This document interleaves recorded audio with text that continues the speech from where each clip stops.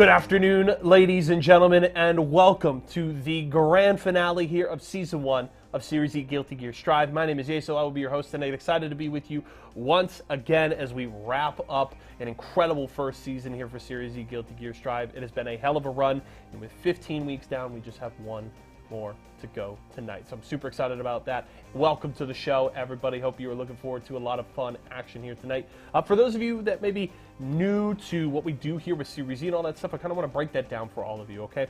Now, Series E is a professional esports open circuit across multiple titles that absolutely anyone can join. We have Halo Infinite, we've got Apex Legends, and of course, Guilty Gear Strive. Now, the way things work is players go out and they compete in our open qualifiers, and the best of the best from those open qualifiers make it into Series E. Now, to join, what does that mean for those players? Well, it means that they sign a contract, they get drafted by one of our partner brands, they make a monthly salary, and they get to compete weekly for points and prize money. In Guilty Gear Strive, it's every Wednesday in the Wednesday Night Fights open bracket, and then every single Thursday in this special invite-only double elim bracket. Now, if you and your friends want to get in on the fun, head over to matcherino.com/ESA to sign up. And if you have any further questions, esportsarena.com has you covered. Now, as we turn towards tonight, of course, tons at stake here, as there is still a battle to get into the top of the standings to hold on to the sponsorship for next season. Top two are guaranteed to come back for Season 2. So, multiple players are in the hunt for that final spot. Keep an eye tonight, specifically on Solstice, Shine, and Razzo, all duking it out for that second place spot. It's going to be a very tight race, and I'm looking forward to the fun tonight. Of course, we'll have a ton of incredible pros coming out to compete as well. Tons of exciting matches, and I'm very much looking forward to that here as we look to wrap up the season and crown our champion in the inaugural season of Series E Guilty Gear Strive. So keep an eye out for all of that. It's going to be a very fun night. We'll have a couple of casters here as well. We got my man James Chen and our good friend Charles here to break down all the fun for you. And I'll be here in between to talk about the bracket and everything going on throughout the day. So look forward to all of that. Now, before we jump into tonight's action, I do want to tell you about a little something new that we are doing at Esports Arena locations all across the country, and it's called PvE. Now, a lot of tournaments, you have to commit 3-4 hours to playing through an entire bracket. Well, PvE looks to break the mold here. No longer do you have to compete for hours on end. Sometimes you want to compete in bite-sized pieces. You can do that with PvE. We run 4 different leaderboards every single week from Wednesday all the way through Sunday across multiple different titles. Each leaderboard has its own $500 prize pool, and to get in on the fun, all you have to do is go to a local esports arena, purchase some tokens, and use those tokens to enter in the different leaderboards. Put up your best scores during the week, and you can get in on the awesome prizes and cash that is on the line. So make sure, use exclamation point locations in Twitch chat right now to find an esports arena near you, and you can come out and compete today. We do have our good friend K2, our IT man to the moon, in Studio White right now, looking to compete in some Mario Kart today. This will be one of the competitions you can see at your local esports arena this week. Put up your best times on Cheap Beach. And one thing you can do is we have a 24/7 live stream going on at our YouTube channel where you can keep track of all the leaderboards throughout the week. So you can come in, compete on a Wednesday or a Thursday, put up your best scores, and then maybe Friday or Saturday rolls around and you want to check in where you still sit on the leaderboard. Maybe you've fallen a little further down and you want to go out and put up a new score. Well, you can do so all the way until those leaderboards close on Sunday. K2 here going for a bit of a dip, looking for that little shortcut here on Cheap Beach. Good spring break vibes, you know. We're in the middle of April right now. Everybody going on spring break. Cheap Beach, the perfect destination for your spring break. You can compete at your local esports arena. First lap in 40.5 seconds. I think we're going to have our own little mini PvE leaderboard challenge here in-house tonight. So K2 putting up his best score that he can right now. We'll have to see if maybe somebody else will come in to challenge him later on in the show. 1 lap down in his second lap here. 40.5 seconds. I think it was 40.565 was his time the first time around, but a couple of slip-ups here on lap 2. Likely going to cost K2 a few seconds. He's on the Mario today.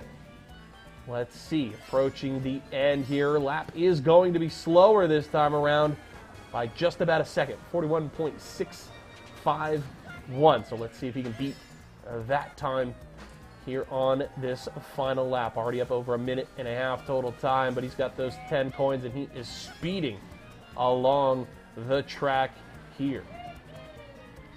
Going for that shortcut through the waves. K2, does he have the time in him? Able to sneak in between the palm tree. Doesn't get caught up this time around. This could be his best lap here. Nice little drift through the big turn. Coming up here towards the finish line. Going to hit this last couple of jumps. Looking to beat it. That's going to be a 2-minute time right there. Just below 2 minutes and 1 second. So great finish there for K2. And we'll see if maybe, somebody else in the building can beat his time later. I know of one person who shall remain nameless that is definitely probably talking a little smack, saying he can beat it in the building. But we'll see if he can, put his money where his mouth is later on in the show. The person I'm talking about is not named Connie. We'll just say that.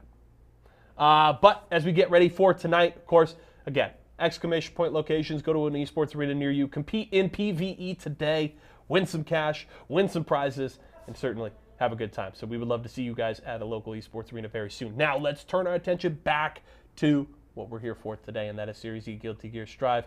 Production's going to let me know when we are ready to go. Let's do it. Let's do it. I've got the thumbs up. I'm giving you folks at home the thumbs up. Let's get into the bracket. Let's kick off the final night of Season 1 here with Series E Guilty Gear Strive.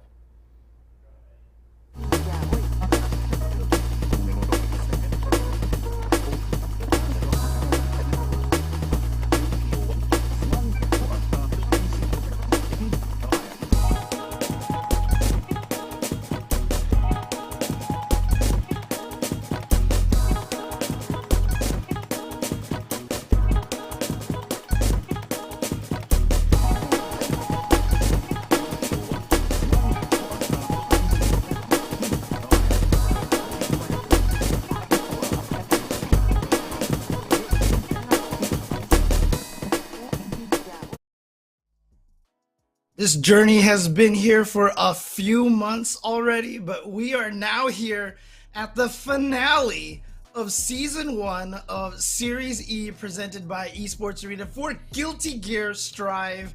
My name is James Chen, and to help bring this final night here, I'm joined once again by Charles. How you doing? I'm doing great. We also have someone else who's really excited. Termy. Termy's excited for the finale of Season 1, Ron. Oh my gosh, the dog looks so clean. Oh my goodness.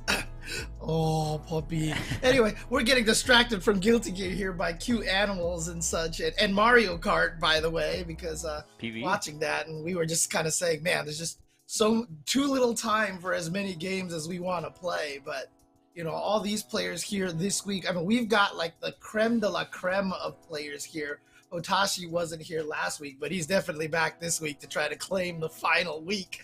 But more importantly, obviously, we have the 6 partnered players, and these guys are really battling for that continued sponsorship into Season 2. That is once again Nerf, Shine, Splash Idiosyncrasy, Razor Dawn, Vizio Jonathan Tene, Intel Razzo, and Excedrin Solstice.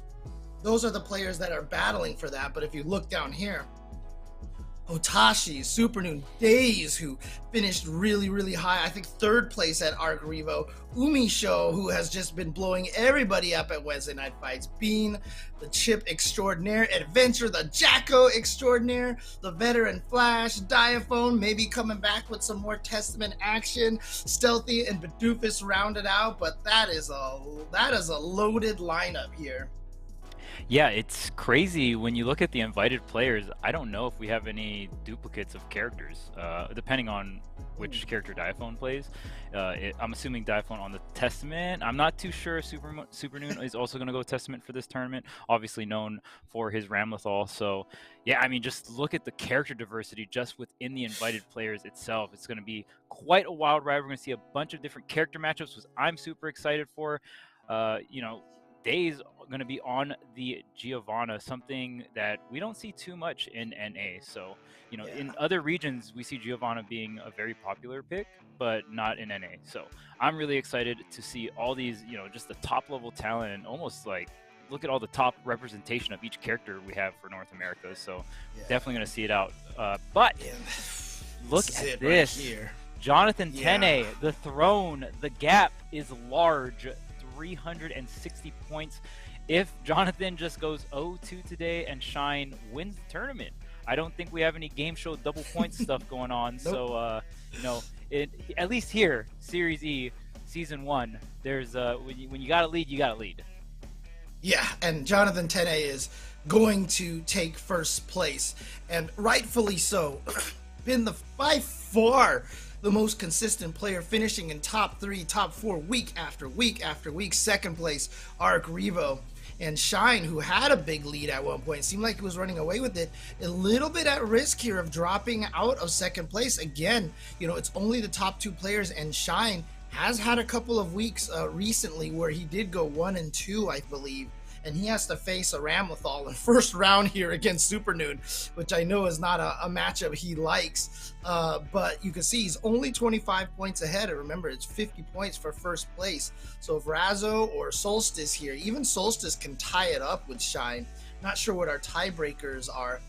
Idiosyncrasy and Dawn, unfortunately, mathematically eliminated out of this. But again, the top 2 players do continue their sponsorship. But that does not mean that the other 4 players cannot get picked up again in Season 2. And with the kind of performance that, these players have had all Season 1 long, I wouldn't be surprised if a lot of them did get picked up again.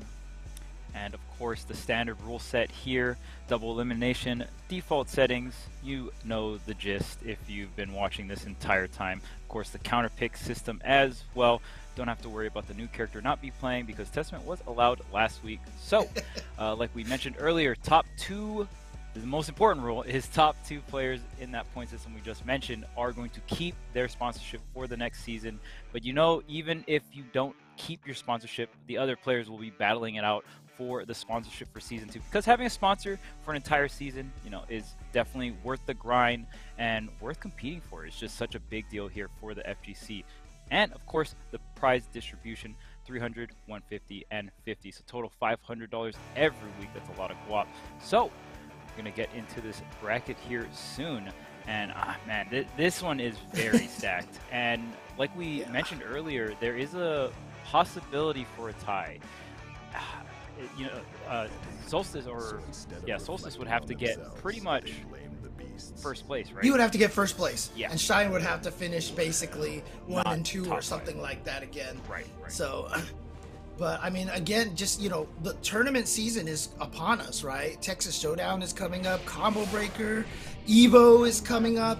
And so, these players who are sponsored here have been flown out. They were flown out to CEO in December. They were flown out to Frosty Faustings early this year. And a lot of the players placing very high in those tournaments as well. So, it is very, very important, in my opinion, for these players to try to keep that sponsorship. But look, Season 1 has been all about Hotashi.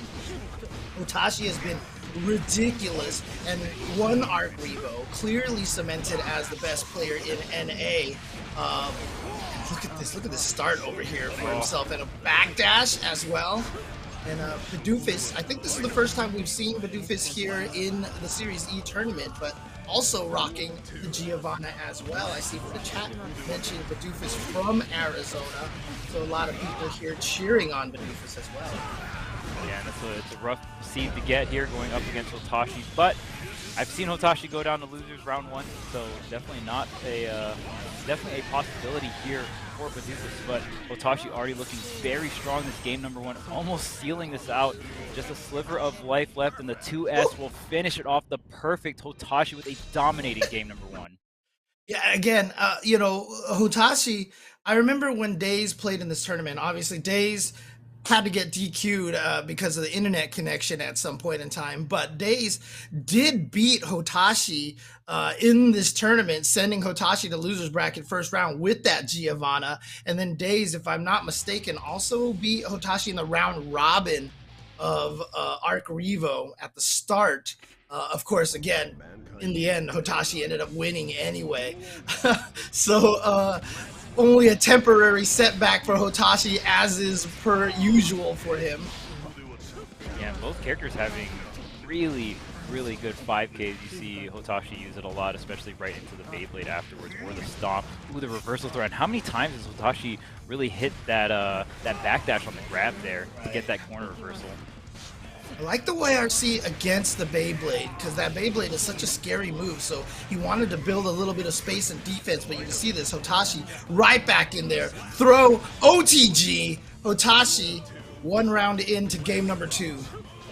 And yeah, I mean, Hotashi, what sets Hotashi apart from so many other Nagos is just the offense, right? We see Hotashi push so many situations, and in Guilty Gear in general, I mean, it's such an offensive game. You get so much reward for being the one pushing the buttons, for being the one holding forward, right? So because of that, Hotashi is able to sometimes just, you see sets like this where it is just a slaughter. I mean, look, nobody plays Nagoro Yuki as well as Hotashi with the close slash. That close slash is plus on block. And the reads, so again, every Nago can do this. They can just get you with the close slash B plus and now put you into the mix-up, whether I walk up and slash again, or I go for the throw, etc., or if I late cancel into a Beyblade to catch you pressing buttons, etc. But Hotashi, it's more about the reads. So, you know, while Hotashi is doing that, he seems to be right the majority of the times. And even when he's wrong, he already has the backup plan involved. So here we go. This is actually not even... Oh, actually, he drops the juggle right there. But might like that because now he gets to keep the corner and initiate that game plan. Oh! Are you in time? Okay. Went for the dash, but didn't commit to a button there. Badooka's going to get a huge cash out there. But there's so little life. The OTG and the blood gave it just enough range. And we just got some info from production. Badooka's actually got into this tournament for winning an Arizona local, or I'm assuming it was Arizona, but because Arizona, but a local at the Esports Arena Walmart location. So shout out to that's awesome. Yeah, I mean, support your locals, right? That's been a thing forever in all the different FGC communities. So support your locals, and you can even get rewarded and be put into a bracket like this, of this high caliber, and get this experience, right? And you too could get beat up by Hotashi. Yeah, pretty much. Hotashi. Okay, nice. This is a wonderful super to have for Giovanna. It is plus on block, and it changes your jump arc, stops a lot of the anti-airs. But look at this, Hotashi coming right back in there, going to save himself after the whip throw twice and still get the 2H, but the blood burst is going to prevent the combo kill. But still, the frame trap with the 6H, and Hotashi is going to take it 3-0 over Badoofus. And so, yeah, unfortunately, you know, welcome to Series E, welcome to Hotashi for Badoofus here. But again, losers bracket still a possibility, and have seen lots of players have amazing losers bracket runs. So let's not count Badoofus out of this just yet. We may see him later on in the tournament. Yeah, absolutely. On the Giovanna there, and you know, Hotashi, obviously the first seed of this tournament, known as the I think it's fair to say the best North American Guilty Gear player currently at the moment, right? So many tournament wins. I mean, even Arc Revo just recently. So having that experience, getting to play against Hotashi, it's going to be a great Nago experience just overall, and going into this bracket, or just going into this tournament season during the summer, right? During the summer, there's a ton of FGC tournaments going on, so you want to get prepped up and ready for that, especially the big one is coming up. Evo is coming up right around the corner. So losing track of time, though, it's swinging by quick. Dude, I don't even want to know what the situation is going to be with Evo with Guilty Gear Strive, because Guilty Gear Strive has been kind of a breakout hit here in the fighting game community, because Combo Breaker currently, I think they have around 900 entrants. And according to what, you know, Rick the Hado, who runs Combo Breaker and Evo now, honestly, said this is the most entrants any tournament at Combo Breaker has ever had. And keep in mind, Combo Breaker is like the second or third largest fighting game tournament in the country. And so to have Guilty Gear Strive break the record for that is just an indication of how much people are gunning for this game and just how much people are enjoying the game as well. Oh, absolutely. And even with Evo, they mentioned that the schedule for the final day is going to be based off of entrance, right? So we could have Guilty Gear be the very last game coming in to Evo for the final day. That'd be so exciting. Can you imagine that? Man, that would be like a dream come true to have Guilty Gear be able to close it out because, again, I've been a fan of the game since the very, very beginning. Since X, I should say. The original Guilty Gear on PlayStation 1 was a little janky. But X was great. X was great. Yeah, I mean, the series has so much history, and especially if a lot of the international talent is able to come out, it's going to be absolutely wild. But we have Bean, the chip expert, but for this matchup, we see Bean kind of lean towards the Leo, right?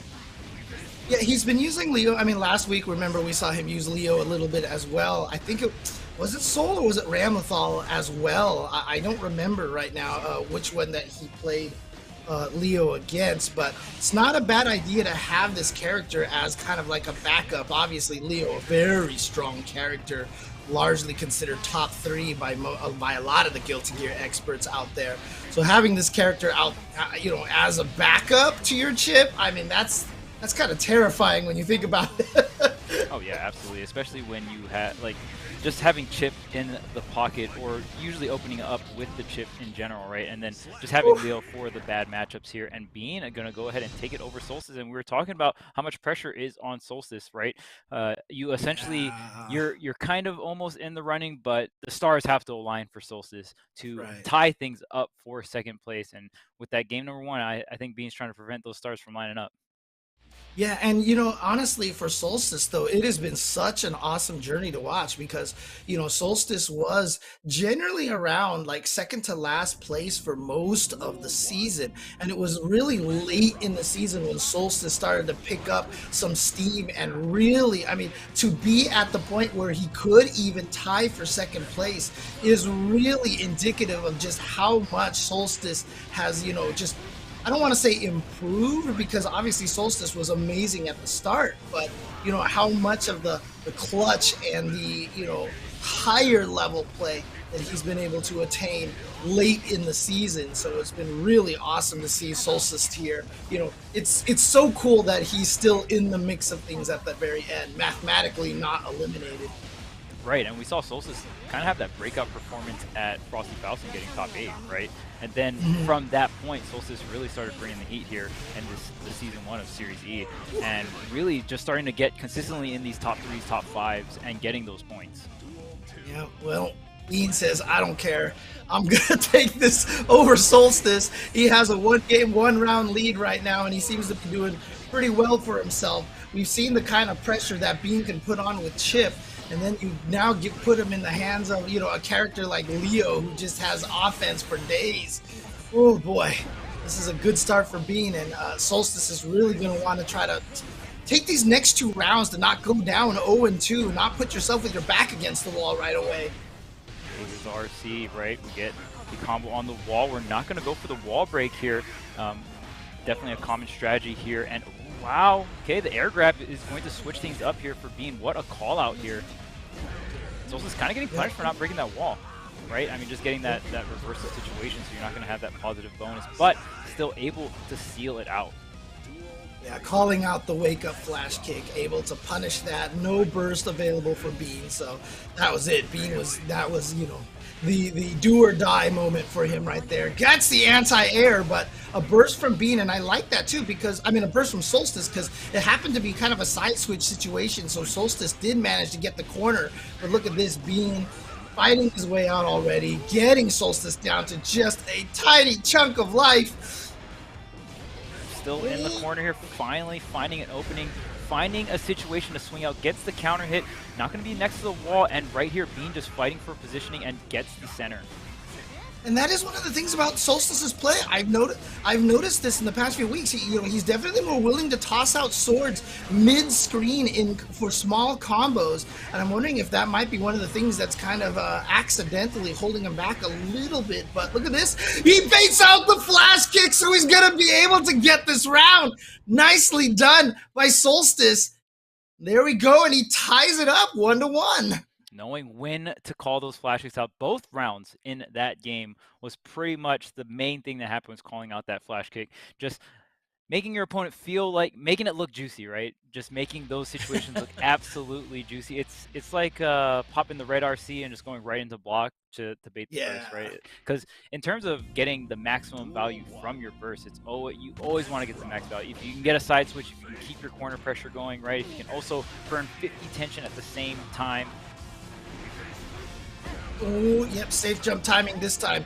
I know Solstice missed it earlier, but didn't get the big combo afterwards. Perhaps was expecting Bean to go for the burst. You know, usually when you get your DP punished, you get the burst right away because you know it's going to be big damage.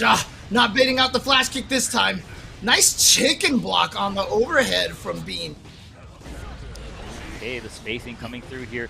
Bean does still have all the pressure. Solstice already throwing one sword. Not going to have another throw here. Going to have to wait quite a bit. Okay, gets the opening here and is going to finish Bean off, not having enough health to keep the corner pressure going.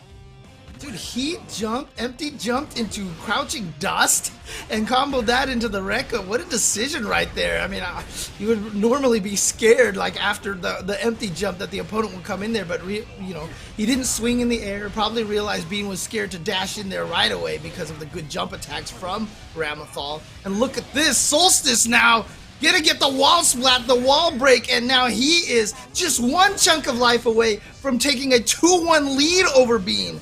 That was such a great conversion coming out from Solstice. You even saw after the RC, Solstice just running and kind of using that unit collision to push Bean just far enough into the corner to get that conversion. Solstice with so much life and using a bit of resource of the sword to finish it off. Solstice gonna go ahead and take game number 3. I feel like I need a replay at the end of that round because, like, what was that? Like, I could have swore he hit him with crouching dust and bounced him up, and then he juggled with a 2K. Was that a counter hit? Did I just miss the counter hit? I'm not sure. It might have been a small counter hit, yeah. That did happen really quick, though. Oh, man. And the sword was just enough, too, to finish it off, even just, like, I don't know if the wall was close enough to get the explosion or not in that specific situation. But 2-1 lead here for Solstice, and the burst already getting expended here, but Bean finds himself in the corner, and there's the burst trade. Yep. And interestingly enough, Bean not switching characters again. You know, a lot of these players might be looking ahead to events like Combo Breaker and Evo. You know, they want to test their mettle with these characters here. And so, you know, Bean definitely trying to see if Leo is a legit anti-Ramathal character and wants to get that practice for himself. Yeah, and that's the great thing about Series E. You know, obviously, you want to get as far as possible, but for players like Bean, where you aren't accustomed, or you're not really binded to that point system, you can experiment so much other things, right? Right, that's true, that's true. Only thing on the line for Bean right now is pride and that, you know, prize pool there, which is, you know, decent amount of money. But again, you know, you look at that and then you look at, you know, potentially what you can get at Combo Breaker and Evo, and they're definitely what Solstice just poking with these 2Ks all day, just keeping Bean at bay with those. Yeah, just a quick check of the 2K. Not going to get much out of it though, and it's all the pressure. All for Bean here in the corner. Another grab, the RC, and the wall break is going to do it. Yeah, look at this. I mean, Bean right now trying to fight back. If he can take this round, starts with the 5K and gets a burst out of Solstice right away because Solstice saw the corner opportunity, knew that if he got the burst, he would actually put Bean into the corner. That's one of the weaknesses of going with this Vite with Leo to switch sides. Oh, the wall splat into the super. Here we go. Yeah, that's it.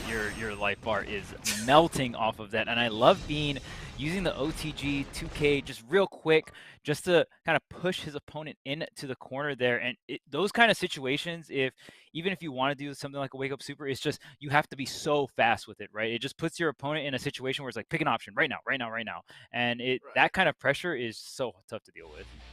I was like, wait, are we playing Melty Blood? Because that life just melted away, dude. Absolutely. So the Ramathal just disappeared all of a sudden, but there we go. So Bean sticking with that Leo has gotten it to 2-2. So Solstice, I mean, it's been kind of an up and down match here. Bean taking game number 1, then 2 in a row from Solstice, and now Bean tying it up. So it's coming down to a 1-out-of-1 matchup here.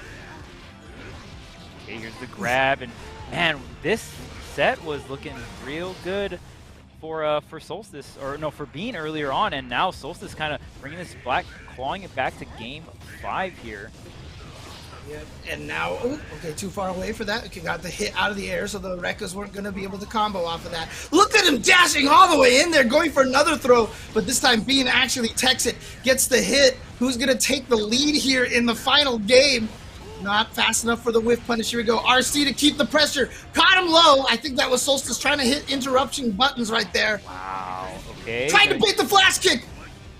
But taking so much damage, the throw is going to be it for this first round. Bean and both burst offline, but it looks like Solstice is going to come back first here. Right. Oh, yeah, there we go. The flash kicks. Remember, that's how Solstice is winning a lot of those games with the right reads on the flash kick. We've seen a couple of bad reads off of the flash kicks so far already. All right, here we go. Nice again with the Rekka. RC, keep him in the corner for the explosion. Yes. Oh, no. Didn't get to hit him with a bigger hit through the wall, unfortunately. Not a windshield wipers or anything. Yeah, gets the whip punish on the 6P, but doesn't fully convert. Solstice, now both players, okay, looks like tension being used up here for Bean, but has the conversion. Gonna have this corner situation, almost two bars of tension. Okay, switching here. Oh, the nice. 6P. The 6P, yep. Beating Ramathal's long-range pokes, but here comes corner pressure now. Delaying it. Oh, there we go. Okay, so we do have the final game. Final round between Solstice and Bean. You know, Solstice wants those points. Bean, you know, doesn't have as much to play for, but he definitely still wants to win this, to know he's got a pocket character to fight against Ramathal. All right, there goes Solstice Burst. Bean still has Burst available, and we saw how big of a deal that meter was last round. Solstice was able to use the red RC to create that corner situation, right, and just push Bean all the way into the corner. Here's the grab. Solstice still has some meter to try and attempt to get out of the corner. The blue RC over, and getting the side switch. Are you going to go for the wall break? Are you going to keep the corner situation? Looks like the wall break is the answer here for Solstice. Yep, gonna get that positive meter bonus. Doesn't have anything to go with right away, but look at all that meter. Now, with the RC available, gonna be able to hit the Sonic Boom! But a burst from Bean, keeping him alive. Oh, the YRC does find its mark! One hit on the Rekka. One more meter here. The grab, is it enough? Yes, and oh, look at the insurance that Solstice had on that as well with the PRC to cover the grab. You already know Solstice probably had that on deck as well, and Solstice is able to take it 3-2 over Bean. Bean dashed up to Solstice's face, and I'm not sure what he did. A defensive dash block because he dashed and did nothing, and Solstice reacted by throwing, and I don't think that's what Bean was expecting, but that throw was enough to take the round. Solstice taking it, winning game number 1, losing the next 2 games, and then winning the final 2 games to advance in the very last round possible. What a great match here to start off the day. I mean, you know this, Charles. First round, even though everyone's so good, we seem to get these weird, we have like this 3-0 curse in round number 1. Traditional curse, something like that. Yeah, yeah, there tends to be quite a bit of 3-0s. But, you know, this one is the season finale, if you will. So it's hitting a little different, and we're going to check out some replays real quick. So I wonder if they get that. I just want to see what that one situation was. Yeah, I think this is it right here. Like, I just want to see what that juggle was. I just missed it, if I'm not mistaken. So yeah, this is a weird, ambiguous situation. Good block over there, and I think he goes for a side switch at some point. Let's see here. PRC. Okay, PRC, yeah, the 6P and the burst, yeah. So for the side switch here. Oh, I see. Yeah, it was just 2K into 2K. So it was 2K linked into 2K. Interesting. And what was weird about it was the first one hit Leo out of the air. So I think, was Leo doing the 5K? Did that count as like slightly airborne or something? Right. Yeah, that was weird. And both the 2Ks, like even the second one hitting, even though Leo was airborne and was able to just finish off into the sword for the finisher there. So really sick conversion coming out from Solstice and keeping himself alive in the winner's bracket. So, you know, being one of the champions here for season 1 of Series E. And the Leo not working out, but I will say we've seen being kind of go back and forth between the Leo and the Chip, and the Leo has vastly improved. So really, really looking forward to see the character combination of Leo and Chip, and you know what the future holds for Bean.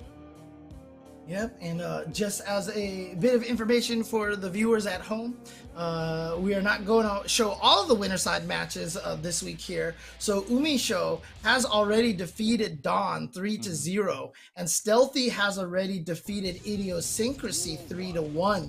So Umisho and Stealthy will be playing against each other. We should be able to get that match on stream because, you know, definitely want to see some more Happy Chaos here. We've been seeing a lot of Umisho at Wednesday Night Fights, so a lot of people who've been watching Wednesday Night Fights clearly aware of what Happy Chaos is capable of, but, you know, I would love to be able to see more of that. We did have Umisho win one of these Series E events already, but again, for those who aren't as familiar with Happy Chaos, it'd be awesome just to be able to show why so many people do not like Happy Chaos and are clearly putting him as perhaps, maybe even now, the #1 character in the game. Yeah, I've definitely seen Happy Chaos slowly move up the tier list from release, right? One of those characters that just took a little bit of time for everyone to figure out, but now I'm seeing Happy Chaos top 3, top 5s, and like you even said, there's even some contentions for best character in the entire game. Yep, and Jonathan Tene did fight Daze at Arc Revo. That was the losers finals match, and Jonathan Tene did end up taking that to go back to grand finals to fight against Hotashi. So this is a bit of a rematch here from Arc Revo. And so Daze, of course, one of the best Giovannas, maybe the best Giovanna that we have in NA right now. And look at this, ties it up 1-1. And Giovanna, a character that has a very even matchup spread across the board, very unique dash in Guilty Gear. I like to call it the ice skate dash. You dash and then you can do a move and you do a little slide with it. So very insane strike throw character. Lord, Giovanna just lost all of her life there, and there's the classic. The Jonathan Tene 5P Red RC gets the combo towards the corner, and now you've got to deal with this pressure. But nice bust out by Daze. And Daze did not go for the side switch. I thought he would try to run under and maybe do a side switch combo, but look at this, into the corner right away. Oh, burst, yes! Nice! Like that decision to keep the corner position. Ooh, there is the tap dust with the wall break and the charge dust to finish it off. Wow, what a great play coming out from Daze, and the resource management. The only thing that felt kind of a little weird was no side switch off of the red RC on that right side there, but it kind of really didn't matter. I mean, I feel like Daze was able to push forward and just get Jonathan into the left corner anyway. So at the end of the day, Daze was still able to get the corner scenario that you want. And you know, Gio is just one of those characters. You're just really quick. You can create a lot of close-up scenarios, and I think that's something that Daze is doing extremely well, especially when Eddie is down, right?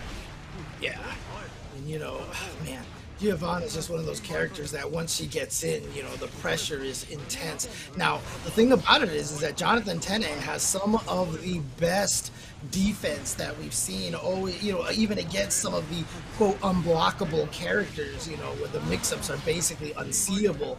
Jonathan Tene, you know, just has the right reads and such, but Daze still able to take game #1. Here comes Jonathan now, going to be pushing Daze all the way to the corner. Again, the corner carry on a full Eddie meter Zato is ridiculous. And then just dashing in with the little micro dash 2P. Going to take round #1 like he did last time. But Daze was able to finish the last game with the last 2 rounds. Okay, that close slash for Giovanna. One of the close slashes that is plus on block here. Jonathan trying to fly up and over, but Daze going to get that counter hit and bring in Jonathan over to the left side here. The close slash on the counter hit, going to cash out with the super with the wall splat. That is definitely going to be it. No wall splat required for that perfect. Yeah, I know. I was thinking, oh, with the wall splat for sure. Didn't even need it. I don't even think you needed the last hit of the super. I think Jonathan just died during the twirl. Oh, did you see that? Just throwing out the Mago, that Tootie God right there. Just throwing that out specifically to kill Eddie. And it was working out. And so, but now Eddie Gage is back. So Jonathan with a side switch. Nice. That was unexpected. And here we go. The reset Eddie Gage. And now you got to deal with this mix-up delayed overhead off of the flight. Bait. Oh, but wow, the 6H doesn't connect here for Daze, and that gives Jonathan another chance with a full Eddie meter. Can you break out of this situation once again, Daze? Yep, and look at this. There we go. Eddie is back. So backs off a little bit now and starts this pressure here. The clap pressure you see. Zato just applauding in the corner. Gets the tap dust. Gets the burst out of Daze, however. Oh! No, that's not a combo. Oh my god, this might be it. Yes! He had the meter for the super! Yeah, wow. And I was even thinking, man, what a burst from Daze. It was pretty close to being a hero burst just because of how little amount of health, and Daze just needed that one opening. Notice that he had the meter to just off of one conversion go into the super there to end it off. Such close games and phenomenal defense from both players, I have to say, man. Again, you know, it's just one of those things. If you're playing fighting games and you're new to fighting games, if you are not constantly glancing at your resource meter, at your super meter in any fighting game, and always based on what you see, instantly deciding if you catch the hit, the next combo you're going to do, that is something you have to learn. Looking at your resources and knowing exactly what you're going to do if you get this next hit. Yep, all the way to the left side here. And you can see how far Daze is able to just play footsies with that. Oh man, and that's just going to be another round here. And that's what happened when Daze can just get right in and the pressure's all him all the time. Yeah, and again, you know, people in the chat are right. Wildside is right. You know, Jonathan obviously is in first place, can go 0-2, and he's going to be fine, you know. But obviously, you know, the money's a nice thing to have, you know. And also, like I said, was able to defeat Daze at Arc Revo. So, sure, Jonathan would like to be able to keep this up because, you know, if he runs into Daze at Combo Breaker or an Evo or something like that, he wants to have the mental edge over Daze, saying, I have your number. But even if Jonathan can come back here and win this one 3-2, like let's say he does a reverse 3-0, man, Daze knows that, you know, there's no reason for Daze to feel discouraged in this fight at all. Yeah, absolutely. And I mean, just again, look at this. Jonathan spacing, getting the first hit here, gonna get the wall break. Yeah, and from round start, being able to get the wall break like that, like you said earlier, the corner carry with a full Eddie bar is absolutely insane. Right, but Daze now, the one with the pressure. Nice cross up. Caught Jonathan by surprise. The PRC to react to the PRC. Gets the counter hit, so immediate burst by Jonathan to keep himself safe. Gets the 2H counter, anti-air. So here we go, corner situation. Caught him with the, oh, yep, you gotta use your burst. It's the last round, you can't take it with you. Oh, the counter hit. Able to get both close flashes, that was so good.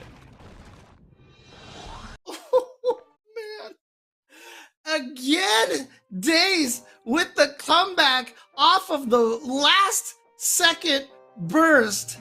Daze able to win 3-0 over our clear favorite of the season, Jonathan Tene, of the partnered players. And look at that, Daze. Again, you know, Daze hasn't played in a lot of these Series E events. You know that if he was, though, that we would be talking about him as a repeat champion here of Series E. So I believe this might just be the second Series E that Daze has managed to play, second or third, if I'm not mistaken. But right. Daze clearly one of the strongest, showing why here. Taking out our first place partnered player, Jonathan Tene, 3-0, although needed some clear comebacks to do it. Very, very clutch, and I just want to say that Daze did an incredible job of controlling Eddie. So many Eddies were taken out by spaced out 2Ks or spaced out sweep. Geo's sweep is amazing move. It has a great amount of range, right? Just swishing the air in front of her. It's got quite a bit of range, and using that to kind of control Eddie was such a big deal. And even that very last burst at the end there took Eddie out. That Daze was able to. So even using your resources like burst or RCs to control Eddie and really just trying and attempting to make it a non-factor as much as possible was such a big deal. Oh yeah, for sure. But we are gonna move on. As I mentioned, Shine trying to hang on to second place right now. Really, right now it's Razzo who is knocking at the door, and Shine has to go up against the Ramlethal here to start versus Supernoon. Supernoon has, dabbled in some other characters. You had mentioned the Testament, but I think Supernoon knows as much as anybody else that Ramlethal versus Potemkin is a good pick. So let's see how this is going to go down now. Shine has defeated plenty of Ramlethals here during the course of the Series E Season 1. So this is not going to be something that's insurmountable for him. And I love the chicken block versus the Garuda. You saw Supernoon essentially just flinging backwards, which is you just don't want to be in that situation where you're ground blocking against the Garuda, right? So even just situations like that, going for the chicken block into the FD, so smart from Supernoon. Right. The Garuda is just one of those weapons that, like, when you see it, you're so scared because if you get hit by it, you just lose so much health. So, this is an interesting decision right here. I think he's trying to get him to lose all of his meter, but look at this. Shine actually saved it. He did not faultless defense a single thing, so he had to save the meter for the RC. Here we go. Time for the pressure? No, the YRC from Supernoon. Try to push him away, and yeah, you can see this right now. Garuda is a weapon that is based off of fear. It has so much startup, and in many situations, you can jump away. That's your life. That is your life. 2 call-outs there. My goodness. Shine, and like you said, the meter management was so good. Shine, knowing that you're playing Potemkin, you don't really have to be so iffy with your FDs, right? You have the health bar, you have that resource to kind of just take that chip damage. Right. Well, here we go now. Shine taking round number 1 with those Potemkin busters. There we go. There's the Kara back Mega Fist combo. But was a little too far away from the corner to be able to get any further hits off of it, unfortunately. But still, with a giant life lead now.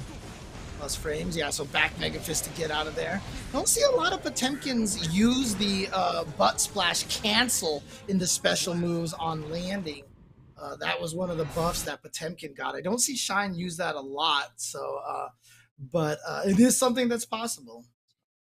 Yeah, and right there, Shine. Not even too much Garuda shenanigans, no pop buster shenanigans. That was just straight mid-range neutral. Shine doing an incredible job there, forcing out some resources from Supernoon, and beating Ram in mid-range is not an easy task to do. Yeah, I mean, the nice thing is if you block a close slash from Potemkin, you can kind of hold up back a little bit, because if he Garudas, you do get away from that. Now, Potemkin can blow you up by going into a sweep and catching you holding up back, so that is the danger right there. But that just means that Potemkin has to be cognizant, go to that option. And if he does go to that option every once in a while and you call that out and block, you've escaped the situation. Okay, no burst here. This is going to be a full combo for Supernoon. Going to convert it into the super, into the wall break. You're going to have the Oki here to set up here. Walks forward. Nice flick on the sword. Kara flick right there to get the... What? Supernoon Oh, no. One more... This is a horrible situation. But he gets away. He tried to go for another one, but Supernoon with the burst, backdash away from the double swords, but then Supernoon with the RC and the continued pressure. Supernoon taking round number 1. Oh man, that was so scary, because it just felt like Supernoon played that early round so well, and then just dives into the corner, and then there's like a PRC side switch, just like, oh no, this could be doomed for Supernoon.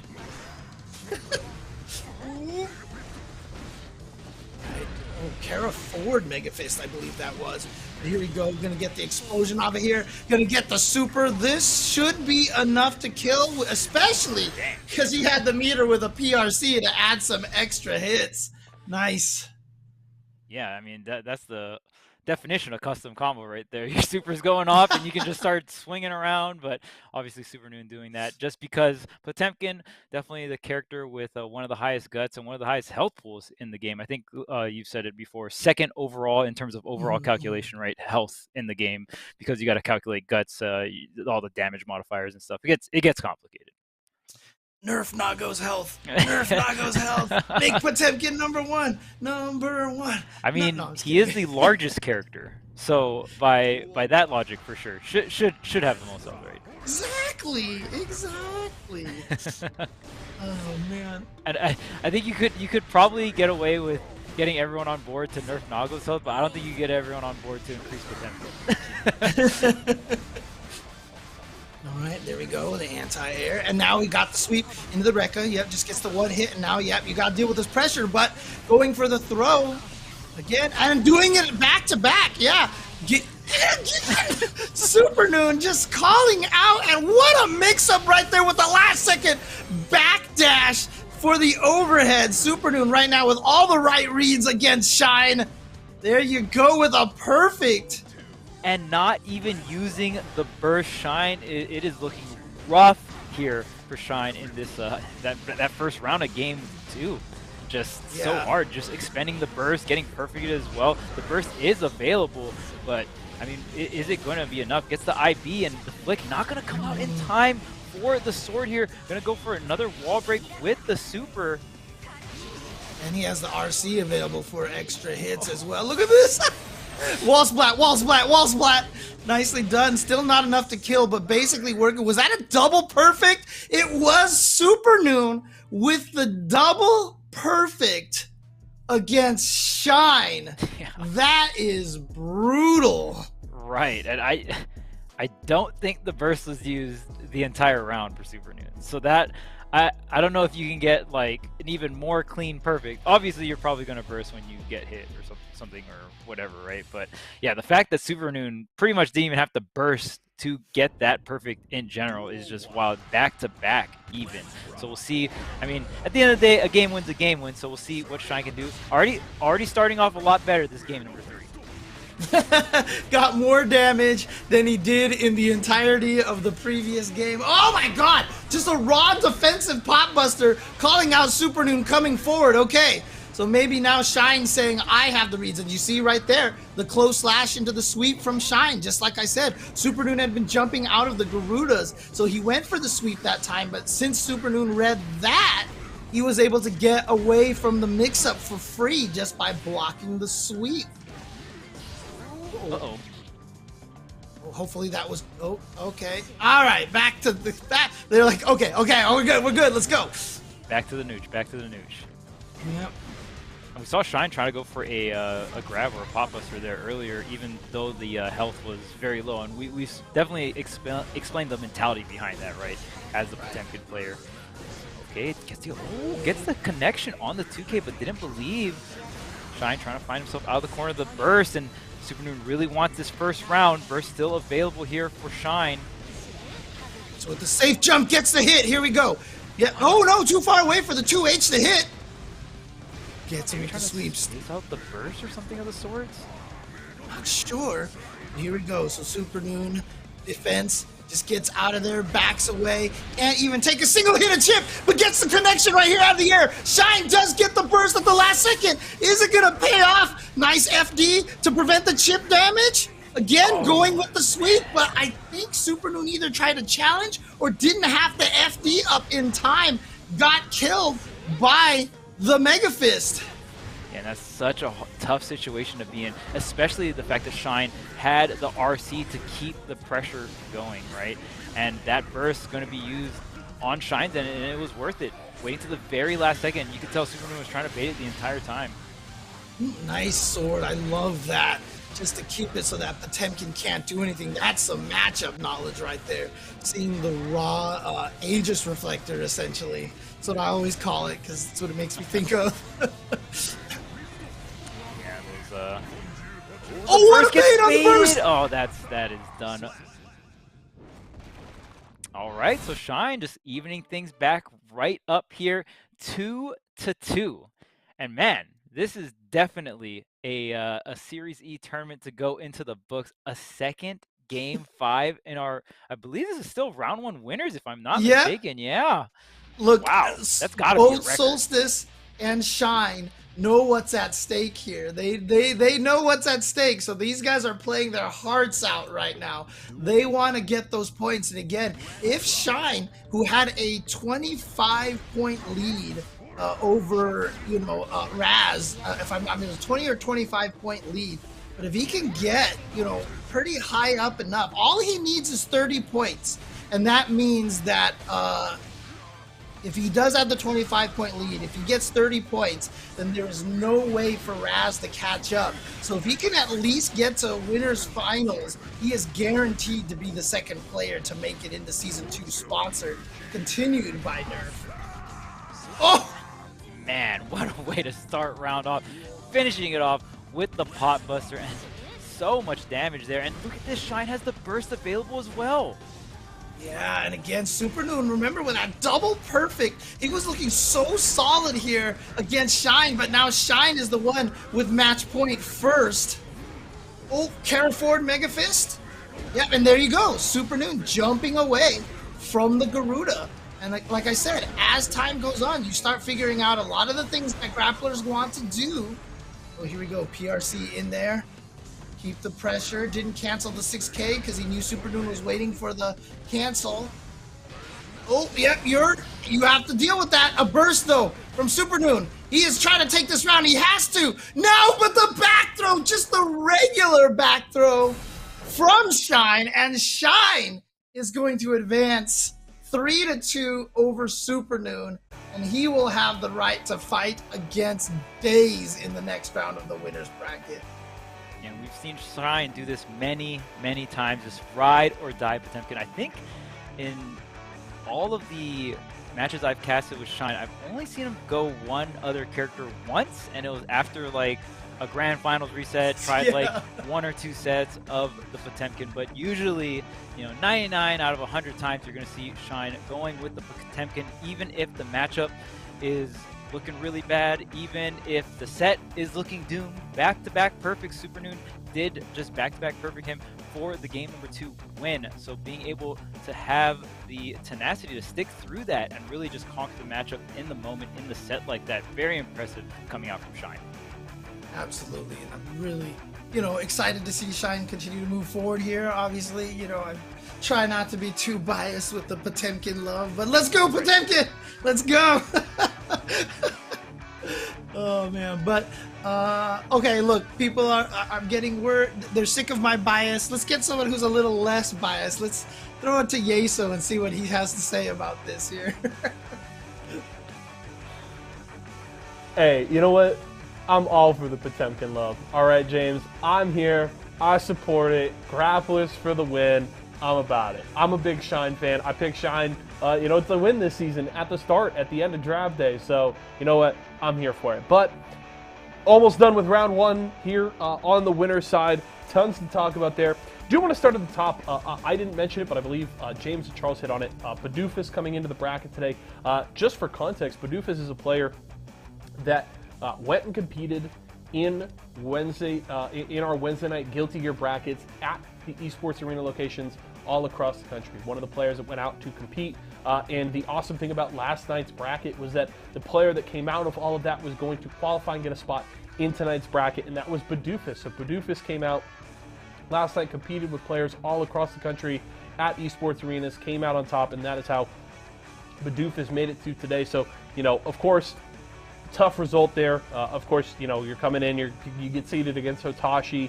That's going to be a hell of a matchup there. And then Bean. But, hats off to Bidoof for going out and competing last night and earning this spot here today, and going out and trying to throw down against 2 great players like Hotashi and Bean. That is a hell of a way, kind of jumping into the deep end there, but mad respect there to Bidoof. But Hotashi moves on.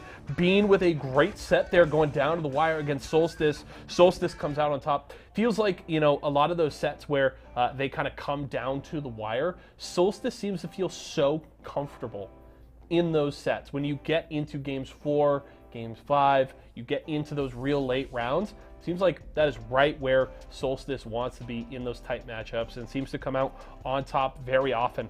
So Solstice will match up with Hotashi in Wiz round 2. That'll be a fun one there. Daze 3-0 against Jonathan Tene. that is a hell of a result there. And Daze is a really good player. Just crazy to see it being that lopsided. I'm psyched to see the Geo coming out. Not a pick that we have seen almost at all this entire season. So that's super cool, and love to see Daze showing up on that. Very curious to see how that matchup with Shine will look in Winners Round 2, because of course Shine with a nail biter there against Supernoon, going to a full 5 games and winning that one. Well played there. Umisho took out Dawn 3-0 and will match up against Stealthy, who beat Idiosyncrasy 3-1. Dawn still alive down in losers, was able to beat Idiosyncrasy, so sadly Idiosyncrasy's season ends on an 0-2. Bit of a tough result there, and we'll have to see. One more losers matchup. I do want to highlight Jonathan Tene and Supernoon will be fighting against each other to stay alive in this week's bracket. So we'll I'll update you guys on that one next time I come around. But we've got Diaphone and Adventure, Razzo and Flash coming up very soon, and the casters are ready to go. So I'm going to hand it back over to James and Charles to keep it rolling. All right. So we're going to get through the rest of the winners bracket. It is crazy to me that we are going to have Jonathan Tene and Supernoon in round 1 losers, but I guess I shouldn't be too surprised at this point. In terms of any, consistent local or weekly that Guilty Gear has, I'm pretty sure this is by far the most stacked of any of them that consistently go on. So to have that happen is nothing too crazy, but that is what you're going to have with a very top-heavy invitational style like this, right? For a week. Yeah, absolutely. And I mean, look at this. Coming up next is going to be Diaphone versus Adventure. If Diaphone sticks with the Testament, we're going to see Testament versus Jacko. This may be the first time this matchup has occurred in the history of Guilty Gear Strive. Because obviously Testament brand new. Not a lot of Jacko players out there. I certainly haven't seen this matchup before, so I'm dying of curiosity to see how this match is going to go, because obviously Testament can do a good job zoning, but also, again, defense is an issue, and obviously you can tell Testament doesn't have a lot of guts. I don't know the exact value, but I've definitely seen them melt under some combos. So, once Jacko gets in, it's going to be tough for Testament to deal with. So really curious to see how this is going to go. Yes, we'll see if Diaphone will have another crack at farming content for Testament here this week.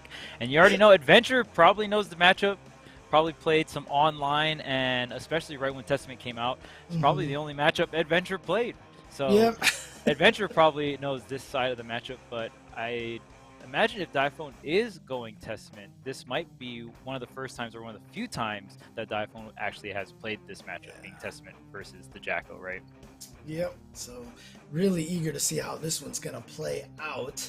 We'll get what match coming up here. That is definitely the one that's slated next. The other match on the winner's side that still has yet to be played out is Razzo, the player who is fighting for that second place spot against Shine, who has the, a very, very legit chance of being able to overtake Shine. And he's going to be going up against, they are going up against Flash, the veteran who has been using Testament as well a little bit, but still has that Kai in his back pocket, still believes Kai is like around top 5 character, I believe he mentioned in the chat last time. Really? So, yeah, so that is really a hot take. Yeah. That is indeed a hot take. Yeah. I mean, but I love that though, right? I mean, that's the thing, is like you're going to use that character because you believe in that character. You know their potential, and we've seen Flash do well, especially in offline environments, right? At Frosty Faustings, Flash top 8 at Arc Revo. I mean, he qualified for Arc Revo and performed really, really well in the tournament there. I think he had to fight Hotashi at one point and had a really good close match with Hotashi, if I'm not mistaken, if I remember correctly. But again, Flash obviously very strong, so expecting to see Flash and Razzo is going to be a good match as well. But of course, Adventure and Diaphone is the match we're going to try to get to you guys first. Of course, Guilty Gear Lobby. Here we go. There we go. Okay, I was just about to say, sometimes lobby connections can be a little wonky, but we got it. Here we go. Who's it going to be? It's Testament. It is Testament. All right, here we go. Okay, eager to see how this one goes. So, the content grind continues here for Diaphone. Join Diaphone on his content grind. Oh, man. Look at this right now. Wow, what a start right now. And already from last week, you can see kind of how much more Diaphone is feeling comfortable with this character, and he already looked pretty strong last week with Testament. But now this is the part that I'm worried about. So yeah, you see Diaphone immediately using the burst to get out of the corner, using one of those valuable resources. And you see how he used the super there, not for the combo, but to continue to push Jacko to the corner to stay away from his own corner as much as possible. Doing it again here, forcing Ed to block, and because of the staying state, gonna get the combo off of the tap dust.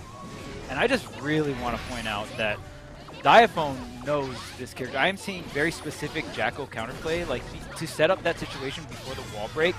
We actually saw Diaphone dash through the minions, like just not respecting them, but knowing when that he can get away to not respect them. Adventure's still going to go ahead and take that round, but I'm just seeing so much very specific counter Jacko play that you usually don't see too much players have that on deck, because Jacko is more of that obscure type of character, right? Not very popular. Ooh, the horizontal air. Oh no, I think that was jump dust. This is what he did. That's what that was. Here we go. Adventure gets in there, gonna get towards the corner, and yeah, here we go. This is a bad situation. So immediate burst from Diaphone. Diaphone gotta take this round to stay alive in game number 1. So gonna use that burst, but it's getting juggled out of the air and with a huge life deficit. And this is kind of an unfortunate, I feel like, pairing here, because what I'm starting to see right now, you know, is, look, obviously Testament is good at zoning, but Jacko's also really good at zoning as well. And so we have this kind of situation where I'm not sure yet. I'm still assessing, watching this myself here, if Jacko or Testament's zoning is stronger. The thing about it is that when Jacko transitions from the zoning to the pressure, Jacko gets more reward out of it. We saw Diaphone get Adventure into the corner, but I don't think Testament's corner pressure is nearly as oppressive as Jacko's. So they might be equal on the zoning, but once Jacko gets the pressure, Jacko definitely has the advantage, because look at this! Wow, that was a very sick combo. Just punting Testament back and forth onto the wall, back onto the wall, back onto the wall. Like some kickball here, man. It's like something I seen out of Shaolin Soccer or something. Oh man, again, that was just back-to-back Adventure just winning the scenario. This is going to be it. No wall break required for that perfect, and Adventure going to take that game number 1. And the interesting thing about just talking about zoners in general in a lot of fighting games, right? There are zoners that are better at keeping other characters out, and then there's other zoners that when you allow them and give them space, they thrive in a better environment, right? And this could be that case where if you give Adventure all of this room, then the Jacko setup game, the reward, like you mentioned, is just going to be vastly in Adventure's favor, right? So now here we go. Here's an opportunity for Diaphone to try to get some corner pressure, but actually nice YRC from Adventure to get out of there. I wanted to see if Diaphone could apply some decent pressure. Okay, here we go. Oh no, that was too slow. That wasn't a combo. Okay. Now back into the corner here, trying to find his way, trying to find his way out, but Diaphone still trapped. And this situation sucks because, oh yeah, you try to get out of the corner, and it feels like Diaphone was trying to force his way out of the corner, and the reason being is once Jacko sets you up into the corner, pops the install, that's pretty much GG's, depending on how much health and how much resources you have in terms of meter, right? So that one was looking really rough, and it seems, you know, this is very surface level. Obviously, Testament hasn't been out for too long, but it just seems like Adventure is getting so much reward for playing at this mid-range to long-range distance. Yeah. And again, right there, you saw how that last round ended right there. Adventure got a minion on the ground, knew that Diaphone was going to try to dash over it, so immediately was prepared with the jumping minion toss to cover that space. Classic zoning. Know where the gaps are, know where the holes are, and cover them ahead of time. That's what you have to do as a zoner. And so to fight the zoner, you have to do some unexpected stuff every once in a while, like go towards the danger zone, catch the opponent off guard. What a throw by Adventure! And so at this point in time, this might still be Adventure's round because we've got installs, but I love the YRC from Diaphone. Really, really smart decision. Get rid of the Union in the corner. You never, ever want to fight that. And the scary thing is if you have no YRC, or if you just don't have meter and you don't have burst in that particular situation, you're pretty much just going to take a bunch of guaranteed chip damage, which really sucks. And right there, Diphone is spending the resources and getting that round. Diphone back into the corner here, down 0-2. Going to have to pick it up here in this game 3. Diphone, definitely a fan of the internal Amazon app, right, with the word Union banned. You know, he does not want to deal with the Union from Jacko over here. And yeah, this is why. Nice counter poke. Still not out of the corner just yet. Okay, misses the juggle here, but gets a tap dust. Trying to pick things up. The red RC to keep the pressure, sets a minion. Diphone tries to go up and over. Adventure gets a little punished, but really overall worth it for Diphone here, but the health bar is running low. Trying to fight his way through the minion tosses, through the jump dust. But again, it's just so hard. And there we go, the wall splat for Adventure. Gonna put Adventure at match point. You see the range that Diphone has to respect Adventure, especially if there's already a minion out. If you toss a minion onto another minion, or you just hit the minion with the air dust there, it's gonna bounce the minion towards you, right? So there's essentially Adventure just has this extended range on his attacks. Okay. And now again, just back to the zoning here for Adventure, and see, gets the stray hit and immediately can convert it into some corner push over here. And there we go, the RC is gonna set everything up, and here we go, Jacko pressure time. Diphone does manage to escape this time, but having already taken a bunch of damage. Oh, that's probably gonna do it. Nope, not quite. It just needs one more hit. Oh, The shimmy! Catching Diphone, hugging the air there. Adventure gonna come in with the whiff punish. And I gotta say, I mean, obviously, we don't know too much in terms of like completely fleshed out Testament matchups, but it seemed like Adventure always could threaten Diphone at a range that Diphone couldn't threaten Adventure, right? Giving Jacko that amount of room. And traditionally, when Adventure does go out through these brackets, Adventure is, not at every single one of these series, but one of the regulars, right? One of the players we see quite often. And what Jacko can struggle with is when you just constantly make those boxing scenarios, right? Get the minions out of the picture, constantly try to fight Jacko. Don't give Jacko that room. And I don't know if Testament has the tools to do that quite yet. Yeah, and also I was just taking a look at the bracket. Again, this happens every once in a while. I think we have maybe like one every other week or so, but apparently it seems like Flash has DQ'd themselves out of the tournament, or something happened here, because Razzo has been moved forward on the winner's side, so Adventure will be going up against Razzo. But again, Testament, a character that, you know, we're trying to flesh out. But, you know, it's interesting because, you know, we talked about Happy Chaos, Umisho and Happy Chaos, and like it's taken a while for players to really kind of get used to Happy Chaos. But, you know, Happy Chaos is one of those characters that you kind of felt it. Like, you could feel like there's probably more to this character, and this character's probably going to become dangerous. I don't know if I feel the same about Testament right now. So, you know, as time goes on, obviously the Testament players are going to get stronger. But, you know, I think the early feel from a lot of players is that Testament is all right. You know, like, I mean, obviously there's no like really truly bad characters in Strive right now, but, you know, right. Like I said, with Happy Chaos, you just know that the way the character was designed, that people were going to come up with some super BS with that character at some right. point. Testament, you know, still a work in progress for sure.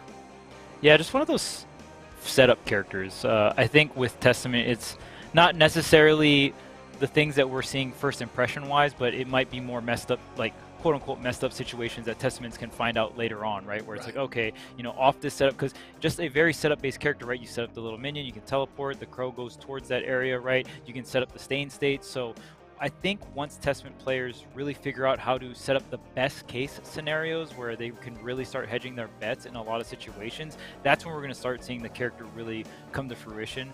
Kind of very similar to Zato, right? Zato was a character, I feel like a lot of players just first impressions were like, you know, it's not too crazy, but Zato has that track record. It's just like, well, right. You know, And Zato, we'll see in like 2 to 3 months.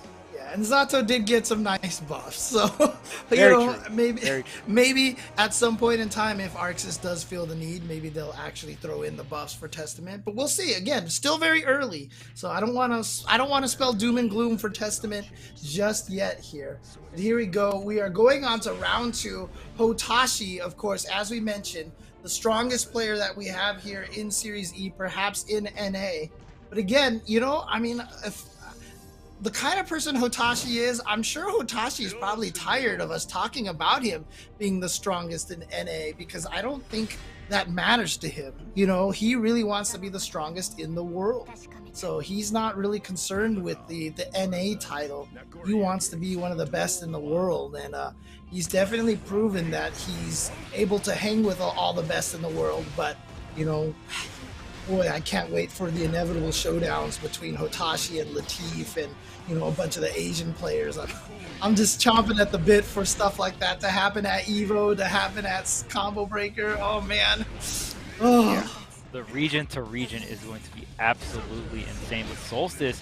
I mean, quite the hurdle you have to get through here in winners round 2. Solstice going to have to essentially get first while trying to not shine potentially out of 5th place, which is rough, because one, you're already down a round versus Hotashi, and if Shine wins the next match, guaranteed top 5, right? So you also need Daze to take it over Shine. And Hotashi, definitely a tall order to try to win a 3 out of 5 set in any given week. And I think, nice IBs right there. But I think Hotashi is what, 4 or 5 time Series E champion. I think Yeso said it's been like 15 weeks or something. And so to be able to win like 25% of the Series E with the pedigree of talent, especially because Hotashi didn't play in probably about a 4th of those weeks. So honestly, Hotashi's been winning about a 1/3 of the Series E events that he's entered probably. Oh yeah, absolutely, yeah. Like you mentioned, Hotashi is not even at every single one of them. So definitely the highest win rate of all the players we have here in terms of getting that first place. Oh, the double teleport here and getting a huge conversion. It's a lot of blood being used here. The damage! My goodness, Nago just dishes out damage like nobody's business. Wow, and such calculated blood usage here from Hotashi. Kind of gets close on, gets like 2.5 bars here, but just so calculated on this blood.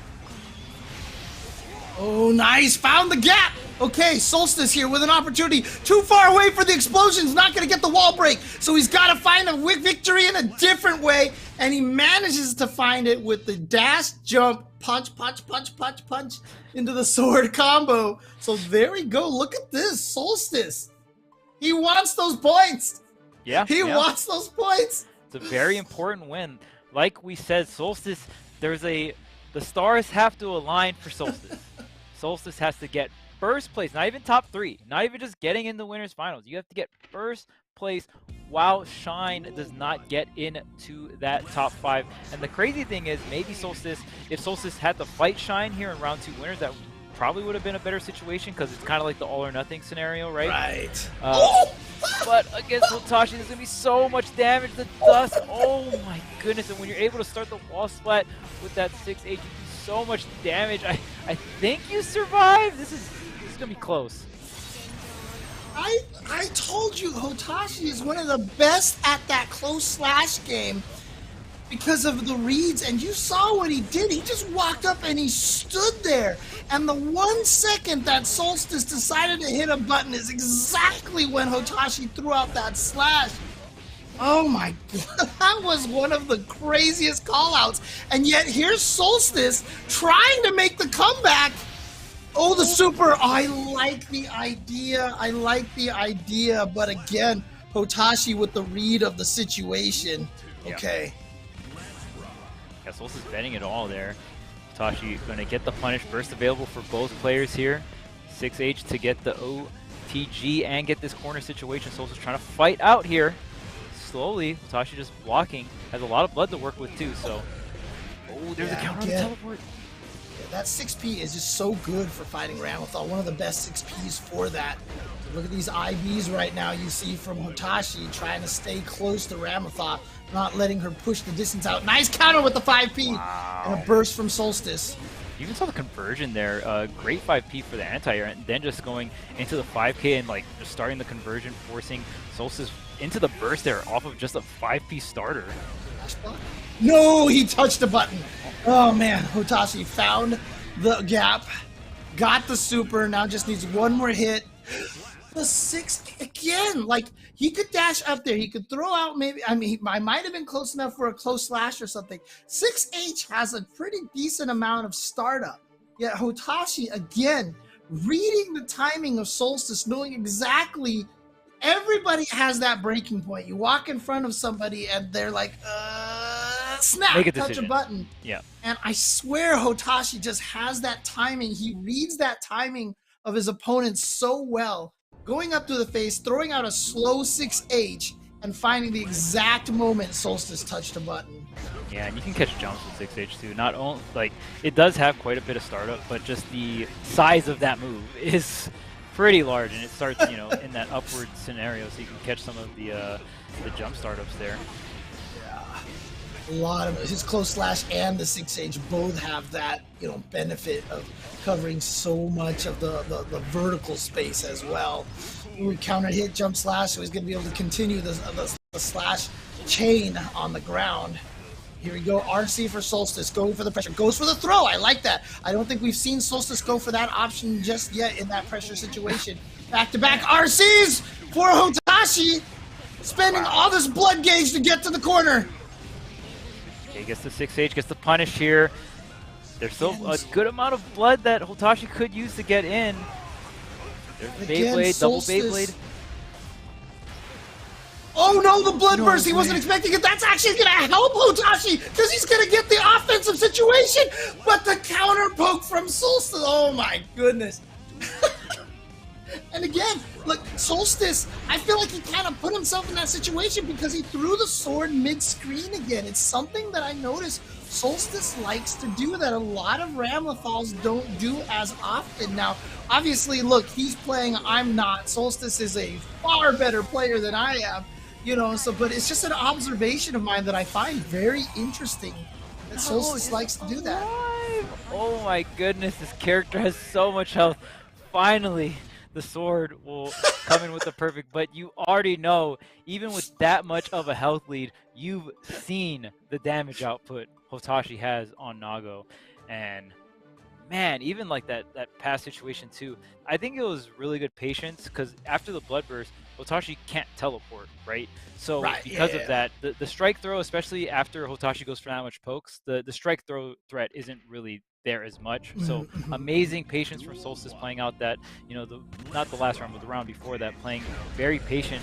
Now Solstice is up 2-1 versus Hotashi. The starters are starting to align here. And like we've said, the growth of Solstice week by week by week, and you know, the late push at this point. You know, one of the scary things for Solstice as well too is, you know, we've been talking about Shine having to go, you know, basically 1 and 2 or something like that for Solstice to catch up. Don't forget Razzo is there too, and Razzo, I believe, is 25 points ahead of Solstice. So Razzo also has to have a colossally bad week for Solstice to be able to get second place. If Razzo gets even 30 points, that is also the end of... So, I mean, if Shine gets 10 points, that's it. If Razzo gets 30 points, that's it for Solstice. But Solstice cannot feel disappointed if he does not finish in the top second. The way he has closed out this season has been absolutely phenomenal, and I am all here for it. Yeah, absolutely. Solstice is going to go ahead and take that previous round there, but it was a pretty big miss on Hotashi. Hotashi actually missed a RC cancel into the 6H there, and it allowed Solstice, and that would have KO'd Solstice. So Solstice is going to go ahead and run away with that round 1 and looking to close it out. The entire set gets the counter hit, still not enough. The blue RC trades with the yellow RC though. Hotashi with one more chance here. Oh, too far away. Connect with the bite. Solstice 3-1 over Hotashi. Damn. Let's go, Solstice. Yeah. Let's go. And again, I hate sitting here always trying to pretend I know what Hotashi is thinking, but somehow for me, I have a funny feeling Hotashi's probably like, well done. We'll need to get some practice matches off stream because again, Hotashi mentioned it, Arc Revo wants to see NA step up and get stronger, and so this might actually please Hotashi to see Solstice stepping up to this degree at this point. But again, Solstice fighting, and like we said, even if you don't make the top 2, you can still get re-sponsored, you can still get drafted again. And the way that Solstice is playing, I feel like it would be a mistake not to redraft to get redrafted by somebody. Oh yeah, absolutely. I mean, even for a lot of players, even if you're lower in the standings, if you have just been performing well as of recent, well, after this season 1, the Esports Arena is going to hold a series of tournaments, and based off of that, we're going to have another, 6 players re-sponsored here, but 2 of them, so another 4 players re-sponsored from those series of tournaments, right? So you want to be ready for that, and that is coming up right after this season finale here. So, yeah, like you said, even for Solstice, even if the stars don't align, the stars are aligned enough for the next couple weeks coming after, right? That's the main thing. Right, and again, for people watching this who have been enjoying this Series E content, obviously this is the finale today, and we will go on a short break for a couple of weeks, I believe, without a Series E event, but we will be back with some special, tournaments and season 2 coming up for you guys. So definitely we won't be gone long. You will not be deprived of some of the best Guilty Gear Strive content during the course of the week here, every single week. We will be back. All right, Daze versus Shine, and I'm really excited to see Daze back here in Series E, just to see some Giovanna representation. One thing that me and James are very adamant is the character diversity is always just a great thing, and just a great thing in general in fighting games as of recent, with the games being generally more balanced, right? So seeing all these different characters kind of duke it out, and we get to see all these different matchups here, bursts on both ends being used. Daze trying to keep up the pressure here. Ooh, the shimmy into the drill, okay. Shine was watching that last match very closely, was probably like, good, Solstice has to fight Hotashi, very good. But then Solstice wins, and now Shine's like, oh man. Oh no. Now a little bit of nerves perhaps coming into this match versus Daze. Yeah, this is a big deal here for Shine. If Shine is able to... No, not quite. Still alive. Oh wow, just going right into the super, just gonna go PRC and gets the punish on the jump, catches, wow, gets the grab to finish it off. Daze played the moment after the PRC so well, and that's just how crazy Giovanna's mobility is. You saw how far away Daze was and was able to close that gap almost instantly. Yeah. And you know why Daze survived that? He had a full bar, and when Giovanna has that full bar, she gets powered up, has extra defense and offense, and so she was able to survive. Ooh. And it's such a great mechanic to have, right? Just more defense, and then when you survive the hit that you shouldn't have, you go ahead, cash out on the offense, right? Yeah. Here we go, Garuda pressure goes for the low option. There it is. There's the Potemkin Buster. Okay. Is he going to try to go for another one? Yes, but Daze gets out of there with a beautiful BRC there to make sure he can convert off of that. And Daze taking game number 1 over Shine. The cleanest side switch into the super there from Daze, and wow, knowing exactly when and where Shine wants that pot buster or the grab there. I'm gonna go ahead and jump right on over, get the air dash, the blue RC into the super.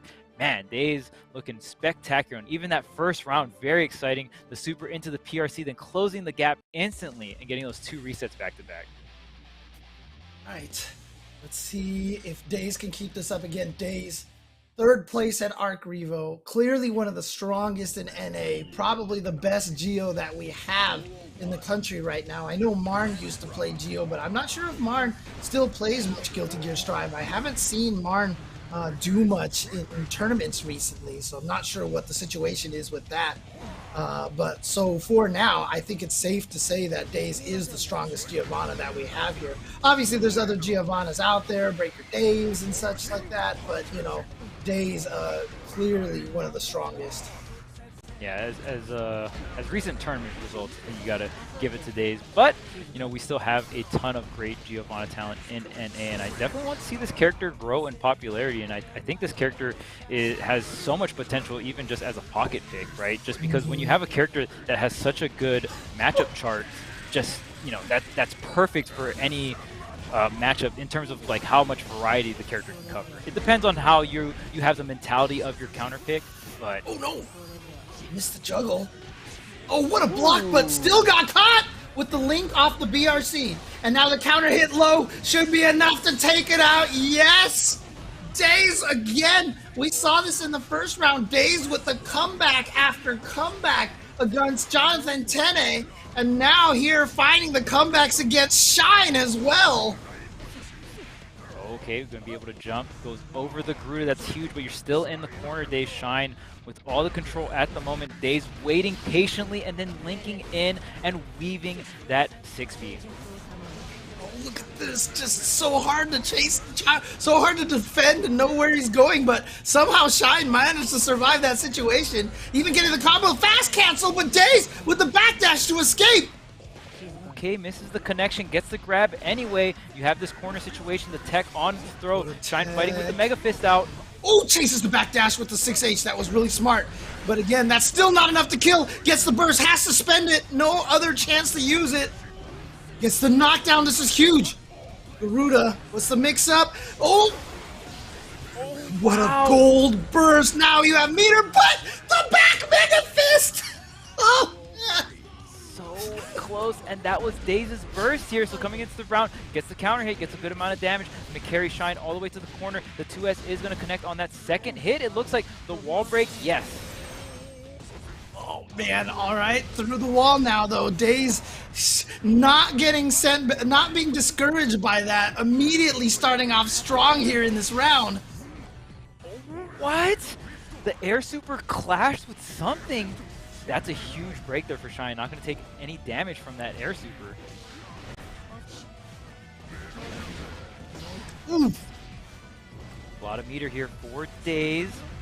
Playing very carefully here. See the range in which Daze can play the footsie just because of that dash being so strong. But Shine slowing the pacing down a little bit. There's the PRC. Yeah, nice. And Daze has just been so good at escaping all of oh man, at all of the pop busters. He has been very rarely pop bustered by Shine. He has just had read after read of every single pop buster situation. Obviously he's got caught by a few of them, but clearly Daze has the percentage, you know, the guess rate against those pop busters. And so he's been able to escape those in so many situations. And it's been really, really hard for Shine to establish the Potemkin Buster threat to get it so that, you know, he can predict Daze and get him to backdash and et cetera, and really control that mind game. Right, and I feel like Geo is like, in terms of how Daze is playing it, just pretty much really utilizing that mobility against Potemkin, right? When Potemkin is a character that just lacks that mobility, you can kind of dance circles around him and make it really hard for Potemkin to really put pressured situations in your favor. Oh, nice PRC to go back because he knew he was going to get thrown. Daze with a nice burst and now has the corner position, has a huge life lead. Yeah, there's the PRC, just going to get it off that block, and yeah, Shine just trying to slowly find his way out of the corner. Chooses violence, is able to get a hit here. Oh, what a whiff punish by Daze, and then the tap dust to finish it off. Daze, who 3-0'd Jonathan Tene, is trying to 3-0 Shine now. He's really trying to throw a wrench into our partnered players' week.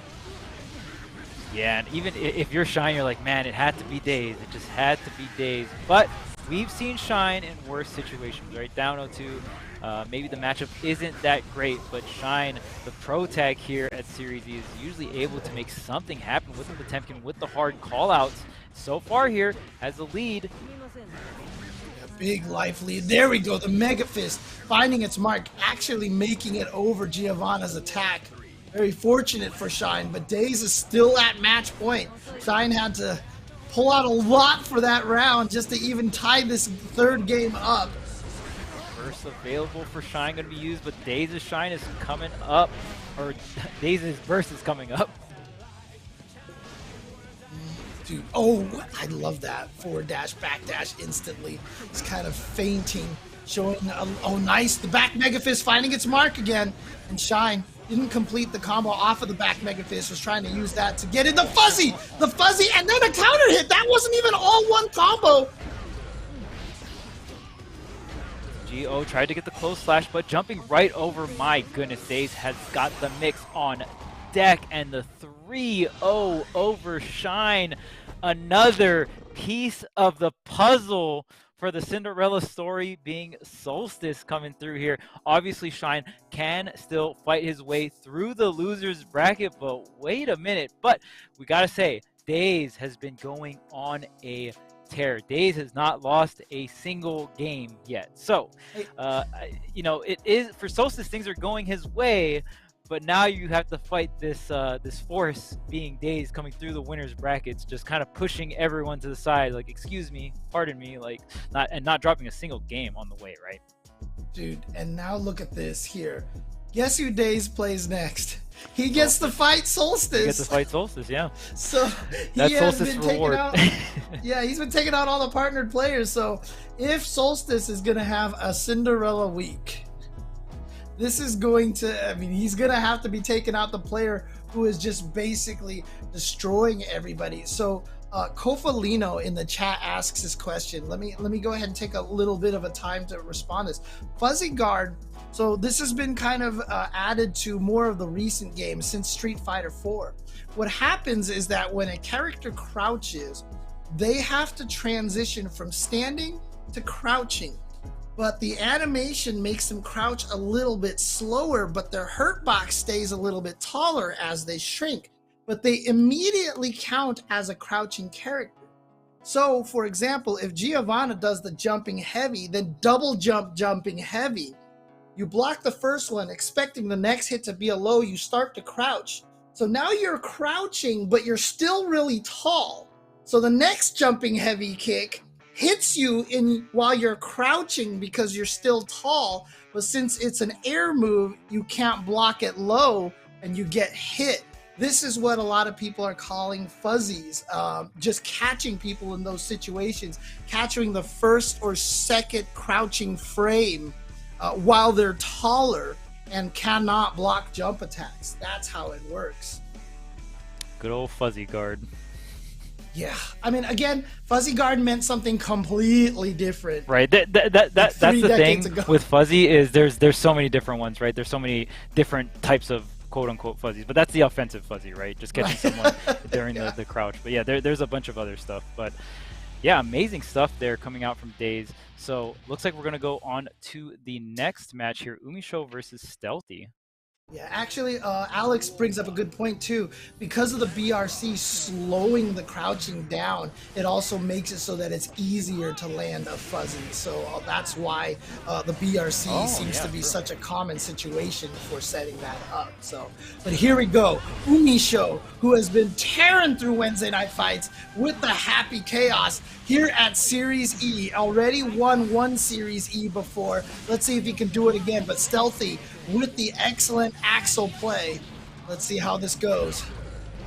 I'm very curious to how this matchup goes. I'm very curious who it goes in favor of, right? I haven't seen this matchup too much. I think Happy Chaos is still one of the more rare characters you're going to see in brackets in general.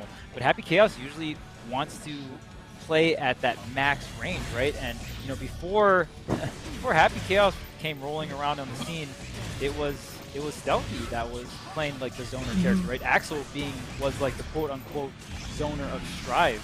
So really interesting. We're seeing like another zoner v zoner matchup.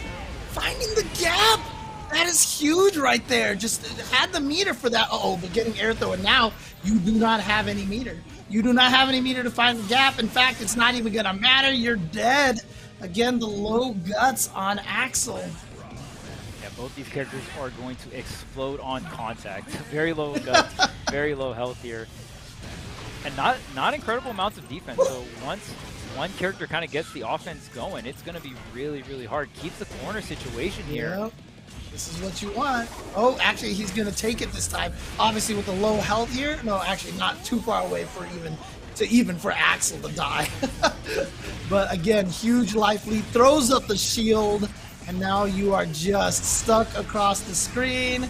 Hey, look, we're installed. I have way more. He was waiting for him to let go. He was waiting for him to run out of the meter. That was dirty. Umisho just holding out the gun, and you just saw the FD draining. It's like, oh, wait a minute. He didn't shoot, though. Uh-oh. What a jerk. Those are the kind of situations that feel so helpless against Happy Chaos, right? Essentially, if Happy Chaos gets the wall break with the super, you pretty much get Oki, but Umisho can just choose to get the guaranteed curse, right? Just throw the curse back and just start shooting away, get that distance already set and established with the curse on the opponent. And depending on how much bar his opponent has, I mean, could just get chipped out from there. Yep, and remember, Happy Chaos, the way he works is that the heavy punch button just fires a bullet onto the targeting reticule. And he can do that at any point in time, like a Marvel assist. So that's why you see some of those pressure situations where, you know, like watch, you'll probably see a lot of it here. Right there was a gunshot. And, you know, as long as you've got the bullets there and as long as you've got the focus, you can do that. And especially with that super, going to start the whole situation off, get the curse, and at top of that, the super reloads you. So not only do you get the Oki, you also get the full clip just reloaded.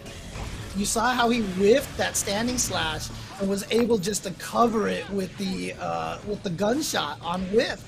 You know, like I said, like a Marvel assist, essentially. You can call it as long as you're in the middle of anything else. You can just hit heavy punch, heavy slash, and all of a sudden a gunshot fires. Now, there is a chance that it will miss because of the aiming reticule has to target them. But that's why he throws out the green orb, because then it focuses on the opponent much quicker.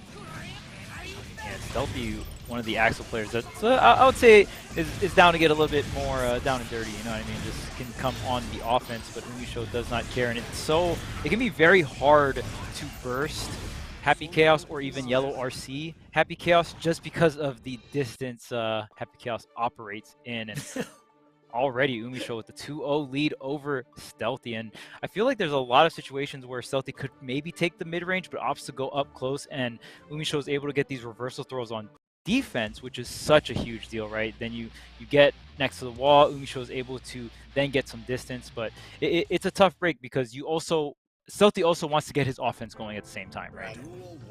And man, Daisuke is just obsessed with these gun characters, and every time he puts them into the game, he tries to find a new way to make the guns different and interesting in a fighting game. Yeah.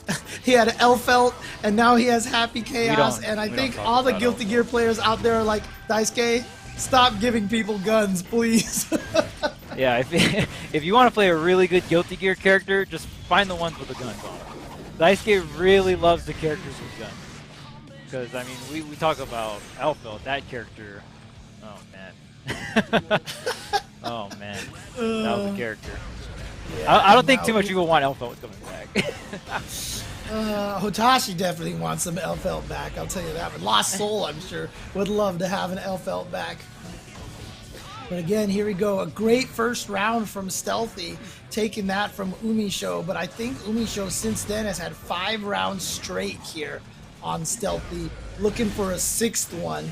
And this is a good start, and this is going to be close to death, especially with the super, especially with no life from Axel. Boom! Was the curse even necessary? The curse hop back into the super? Umisho with some style going on? Dang, that was a quick one. Are we on the right part of the bracket? Was that winners round 1? Hold up. And on top of everything, Happy Chaos gets to summon a car out of nowhere and drive away. Man, that's convenience right there. Yeah. He goes out in style every single time. Every single time. There you go. So Umisho showing why he has been running through the Wednesday Night Fights brackets, and why Happy Chaos is one of the absolute scariest characters to deal with right now.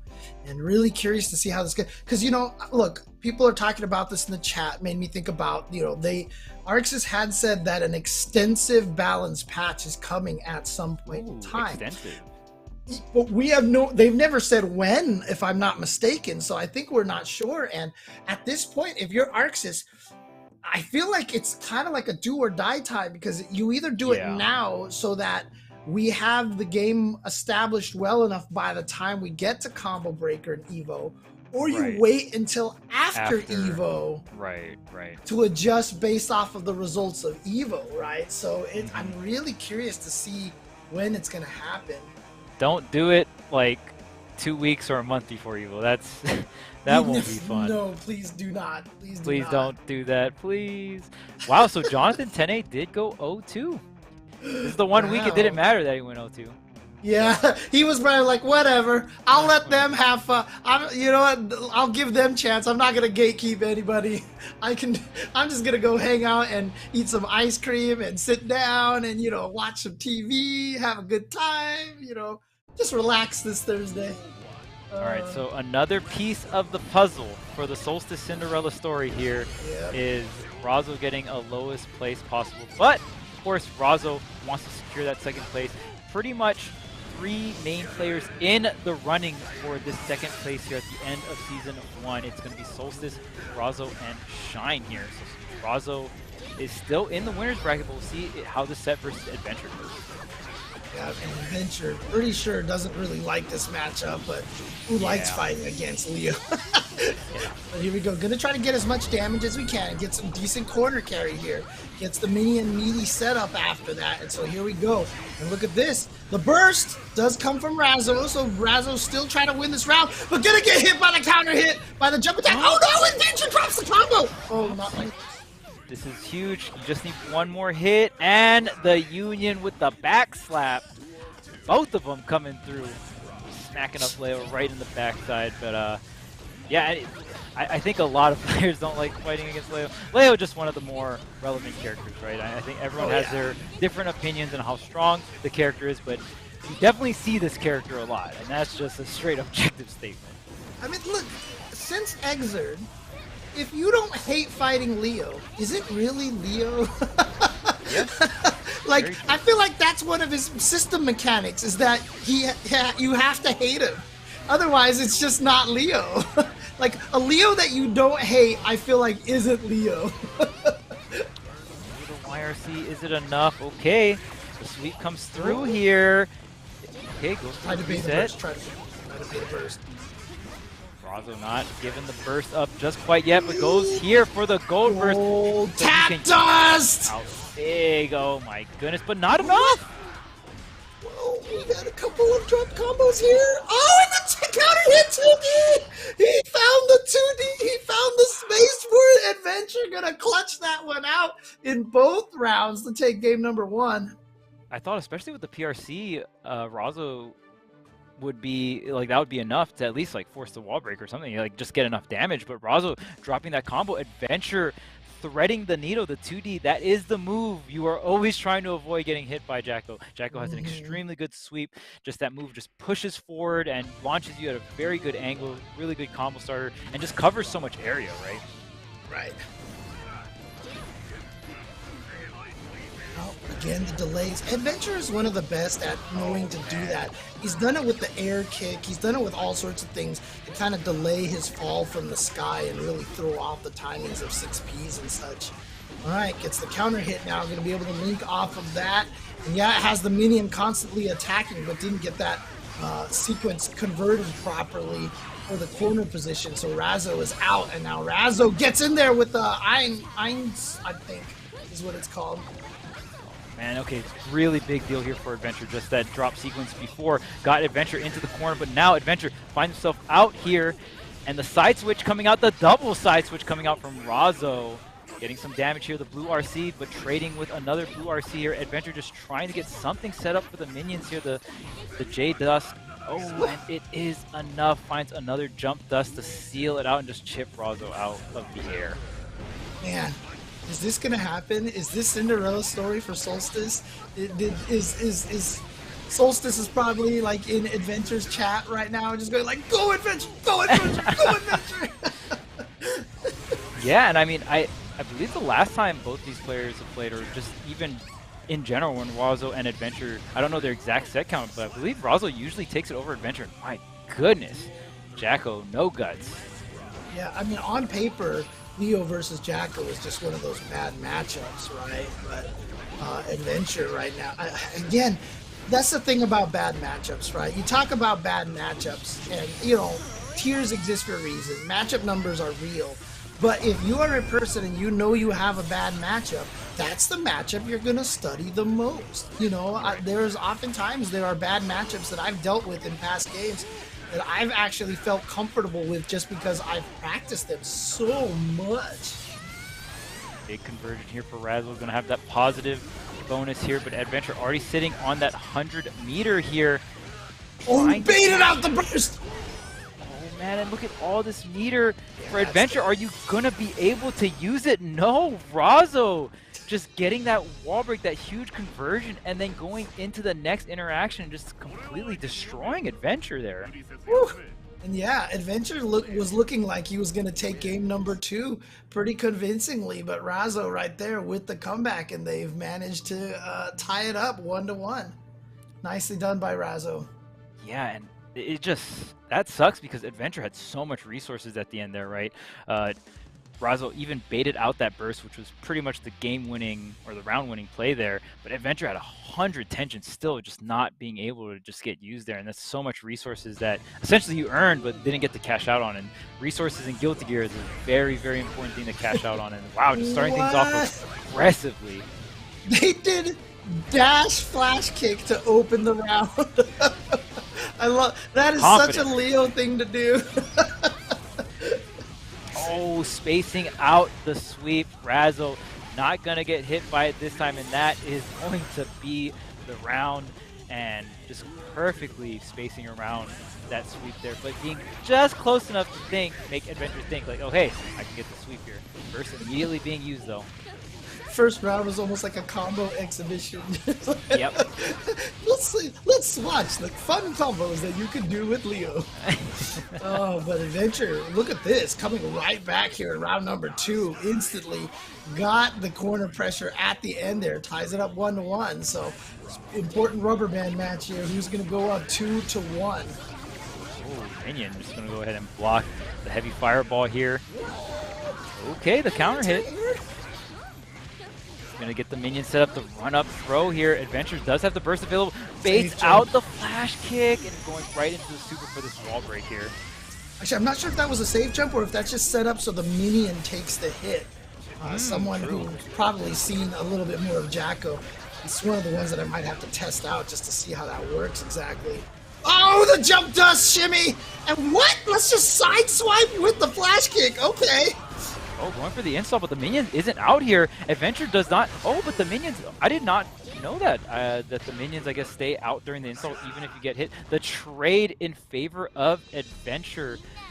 Yeah, wow, that's interesting. I believe Adventure got hit there, and usually the minions disappear, but the minions looked like they had a different mask on during the install. So if someone in the chat could let us know. There's two different installs, right? There's the install that makes it so your meter goes faster, is the one that makes them so that they have better defense. Maybe that's the one that he activated, was the one that they have better defense so that they actually stick around. Huh, interesting. All right, well, learning more and more about this character, Jacko, a character that you don't... Oh, okay. They just summon more. Okay, so maybe they do go, but you can just summon more. Okay. Interesting. Well, somebody said that they don't disappear, and then someone said they did disappear. So I don't know. Oh, we're getting mixed by chat. Yep, exactly. But here we go, the quick install right here, the quick meter install. Now look at this, Adventure looking strong here, trying to set up a Cinderella story here for Solstice perhaps, because Adventure is now 1 round away from knocking Razzo into the loser's bracket. Okay, but here's Razzo with the offense, but the grab. I've had enough of the shenanigans. That's the great thing about just throwing in general. If you pick a direction, if Leo is trying to cross you up left, right, you'll just, no matter what, just get a throw, whether it be the forward or the back throw. Right. You see Razzo just trying to find their way in, trying to kick some minions, avoiding that jump dust, avoiding the minion toss. Okay, this is an opportunity right now. Caught Adventure carrying a minion. Oh, good blocks. Super, did you press the button? Block that, but still plus frames. Nice, I love that meaty fireball. Tap dust, but Razzo didn't have meter. Uh-oh. Super. Is it Is enough? that gonna connect? Is it too low? Too low? No, it got him. Is that enough? Nope, not quite yet. Burst available for both players here, but at this point, Adventure could just chip you out or get the overhead to end it. Adventure 3-1 over Razzo. Dude, so Razzo was trying so hard to get in, and Adventure was doing such a good job zoning. So at the end there, Adventure looked like he was going to go back to the zoning as usual. Jump dust, minion jump dust. And when Razzo got into a closer range, Adventure suddenly just slammed on the accelerator, air dashed to the other side, and caught Razzo completely off guard with that instant snap from defense to offense. A beautiful decision by Adventure to take that. And the Cinderella Solstice story continues. The clock has not struck midnight. The pumpkin is still there. How is this week gonna end? Absolutely. Well, we're gonna check out some replays from that set. Look at this here. Obviously gonna be in slow-mo. And man, right here, Razzo trying to make a comeback. The burst, just flinging him back, popping the install here. Okay. See, the minion has a different face on. Yeah, I've never seen that. Yeah, the minions are still there. So Jacko got hit, but the minions are still there. That's the armored install, basically, right there. Again, there's two different installs for Jacko, and during the armored install, I did not know this, but I guess the minions do not go away during the armored install. So there you go. Wow. I know that they take more hits, they last a lot longer, etc., but I guess they're also resistant to disappearing when getting hit. So there you go. Yeah, interesting, because we usually, and me and James have commentated a decent amount of Adventure sets, and we usually see Adventure use the install or the offensive install, right? Get someone in the corner after having one or two minions set up, offensive install, chip them out, or they have to play blocking simulator against essentially like a souped up Eddie, essentially, right? So it's that's the one we usually see. But in that situation, I was even curious. I was like, dang, you just like ripped out the install and you didn't even have any situation set up, but it was the defensive minion install, which makes a lot more sense, just so they kind of linger around and become, or like just be more of a lingering threat, if you will, right? Even if you get hit, they're still out on the board and all that stuff. Whew. Well, there we go, Adventure moving forward, and like I said, this Cinderella story continues for Solstice. Let's throw it over to Yeso and see what he has to say about this run for Solstice so far, how this bracket is panning out. The bracket shaping up in a very interesting way, James. Of course, we just saw Adventure taking out Razzo. We mentioned at the top of the show that there is still a lot to play for multiple players in today's bracket. Of course, Solstice, Shine, and Razzo all duking it out for that second place spot on the cumulative leaderboard right now. And seeing both Shine and Razzo falling in winners round 2 has a ton of implications. Of course, their night is not done. They could still make a deep run in losers, but Solstice is going to be feeling really good right now after taking out Hotashi. Will now match up against Daze, but Daze has seemingly been the kryptonite so far for some of our top Series E talent. Has already 3-0'd both Jonathan Tene and Shine, and is maybe looking for a third 3-0 in a row against the Series E pros with this matchup against Solstice. So that's going to be one to keep your eyes on for sure. Umisho and Adventure will be the matchup on the other side of winner semifinals, and that one should be fun as well. But I want to take a shift down to losers to just talk about where we stand. Hotashi and Diaphone matched up. Hotashi took that one. We'll play against Shine, who beat Dawn 3-1. Meanwhile, Super Noon took out Stealthy and will face off against the winner between Razzo and Bean. So that's where losers side sits right now. And now things are just going to get really tense as we get towards the end of the bracket. I do want to bring up the cumulative standings for Series E right now so we can take a look at kind of where everything stands coming into tonight, because as I've mentioned multiple times, a lot at stake for the players here today. So we'll pull up these standings for you all because I want to take a look at where all of this sits right now. Of course, Jonathan up at 360 points, feeling really good at the top of the standings, but seeing Shine, Razzo, and Solstice and only 50 points separating Shine from Solstice right now is absolutely huge. And Solstice is right on the heels of Razzo here. So a ton at stake for all of these players. Of course, Don and Idiosyncrasy both already out of the bracket tonight. Their seasons are done. And I do want to give a special shout out to both of them. Both have had ups and downs this season. Don has certainly had a tough run. He has talked about it, publicly, some of the struggles that he's been having as of late in Guilty Gear Strive. But respect to both of these guys coming out every week, grinding, competing. This Thursday night bracket is incredibly difficult to compete in. A lot of top players. I mean, when you have to play against the likes of Flash, Punk, Hotashi, and more, Diaphone, on a week after week basis, and that doesn't even include the fact that Shine, Razzo, Solstice, and Jonathan are in your bracket every single week. That is super difficult, a very, very high bar that you have to reach every week here. So credit to both of them.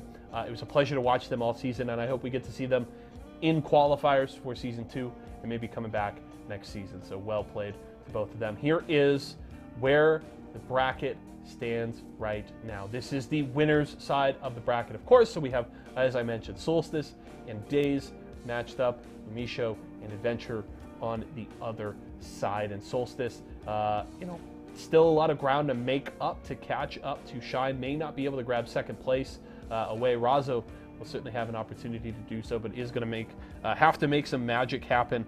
And the interesting thing is, with the way things have shaped up on the loser side of the bracket, we could theoretically see Razzo and Shine running into each other in losers semifinals. So a ton for those two to fight for down there, but still a lot of work for both of them to do as the night continues. But that is the current state of our winners side of the bracket. We will obviously go back to that action here in just a few minutes. But do want to let you folks know, of course, we do run all of these awesome online events all of the time. We love doing it. They're a blast to do. But of course, we also have our local esports arena locations, and we're running all kinds of events, tournaments, and more at them every single week. So I highly recommend check out esportsarena.com. If you use !locations right now, you can get the link that you need and go to your local esports arena, compete in locals, tournaments, and events there every single week. We would love to game with you very soon. So again,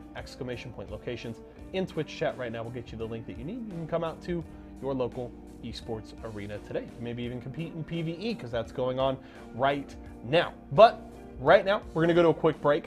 When we come back, we're getting ready for those winners semifinals as the final week of Series E Guilty Gear Strive Season 1 continues. So we'll be right back.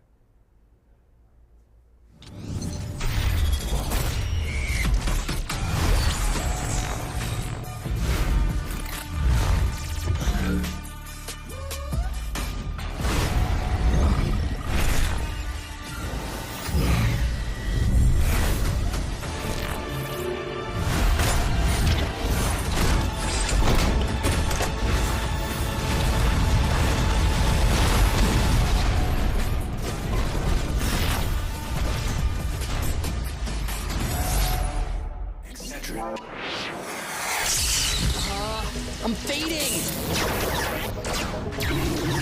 One bad headache can crash your entire game. Excedrin relieves headaches fast. Excedrin, game over for headaches. Refreshing, refreshingly sweet, but without sugar, 0 calorie treat. They're all our top flavored splash. It's fruit freshen. Welcome back, everybody, to the tail end of the tournament that is at the tail end of the season. It is the final week for Series E Season 1. Don't worry, Season 2 is coming, so we'll have plenty of Guilty Gear action, but this tournament here to close out Season 1, so interesting so far, with Solstice having a Cinderella run over here.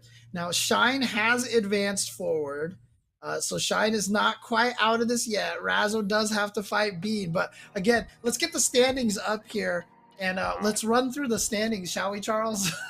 Yeah, absolutely. So this is the bracket here. Now, for Solstice to tie with Shine for second place, Shine cannot get top 5. So, and on top of that, it would be also really good if Razzo didn't get points either. So, Solstice is the only one in the winner's side, and we're going into the match. All right, Solstice. Okay, there you go. No worries, no worries. But what's interesting is that Shine has defeated Razor Dawn on the loser side. Hotashi beat Diaphone. But now Shine and Hotashi have to play against each other. If Hotashi beats Shine in loser's bracket, which obviously Hotashi is very capable of doing, Shine, I believe, will end up with 0 points. Because I think that'll be 7th place instead of 5th place.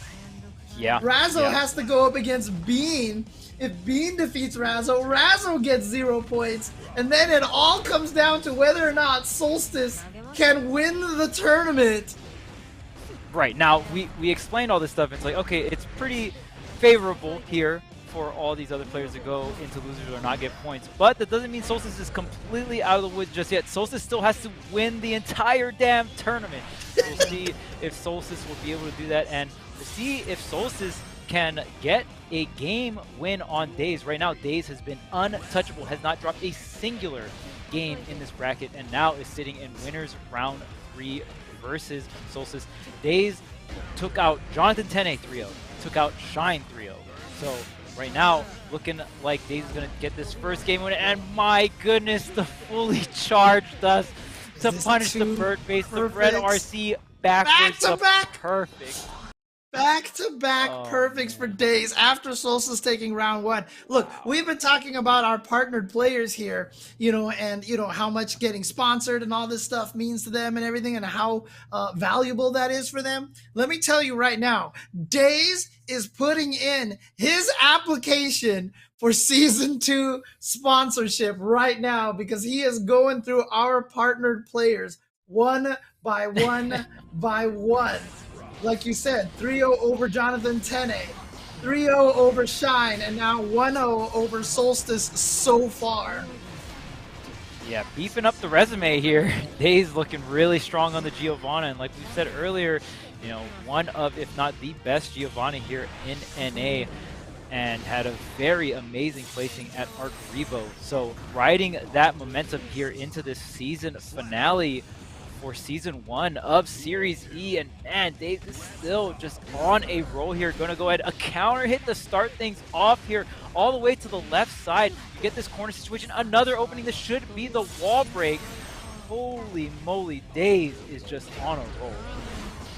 Daze is... he is dazed but not confused. Let's just put it that way, because he is going in there and just taking every... Look at this pressure right now, weaving in and out. You can't even get out of the corner, Solstice, chasing him down. It's not like he didn't backdash early to catch the air dash out. He actually ran in, saw the air dash, ran back out, was able to get the hit and then keep the corner afterwards. That is the mobility of Giovanna, and that is the skill of Daze. And oh, man. Yeah, one matchup I actually want to see if we do end up getting it, I would be really interested in, would be Daze versus Umisho. I would really like to see a very mobile character like Giovanna, and that has pretty good damage output, right? You don't have the crazy mobility as someone like Amelia, but at least Gio has the damage output to back it up, right?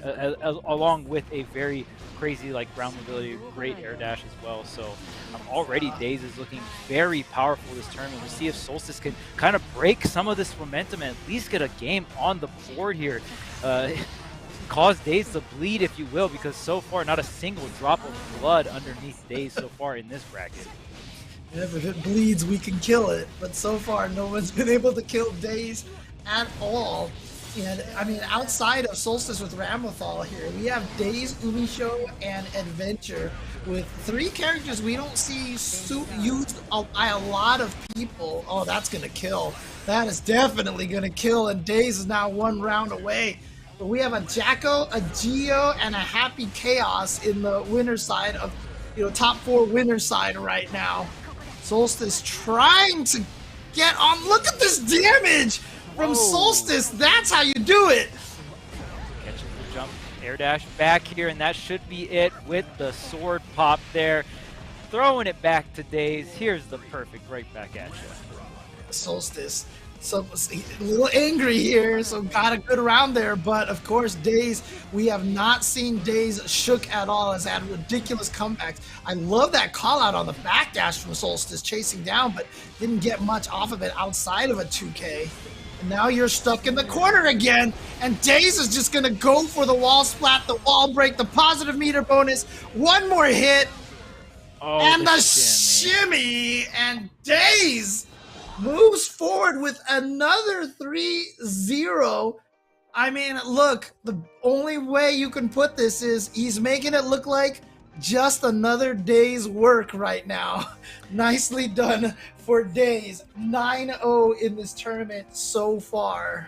Yeah, Daze just walking in to winners finals, straighten up the tie, just another day at the office, just another day at work here for Daze, and my goodness, just destroying everyone he's been going through in the bracket. And I guess I don't know how rare it is to find that top level Giovanna practice in the NA. It could be hard. I mean, we do have a decent amount of Giovannas, but not a especially popular character here in the higher levels of NA in terms of the online tournament scene here. So maybe some matchup obscurity here, maybe not the most amount of matchup practice, or what it probably is just Daze being just so on point today. Like in terms of the gameplay we've been seeing, Daze has just been shredding everyone.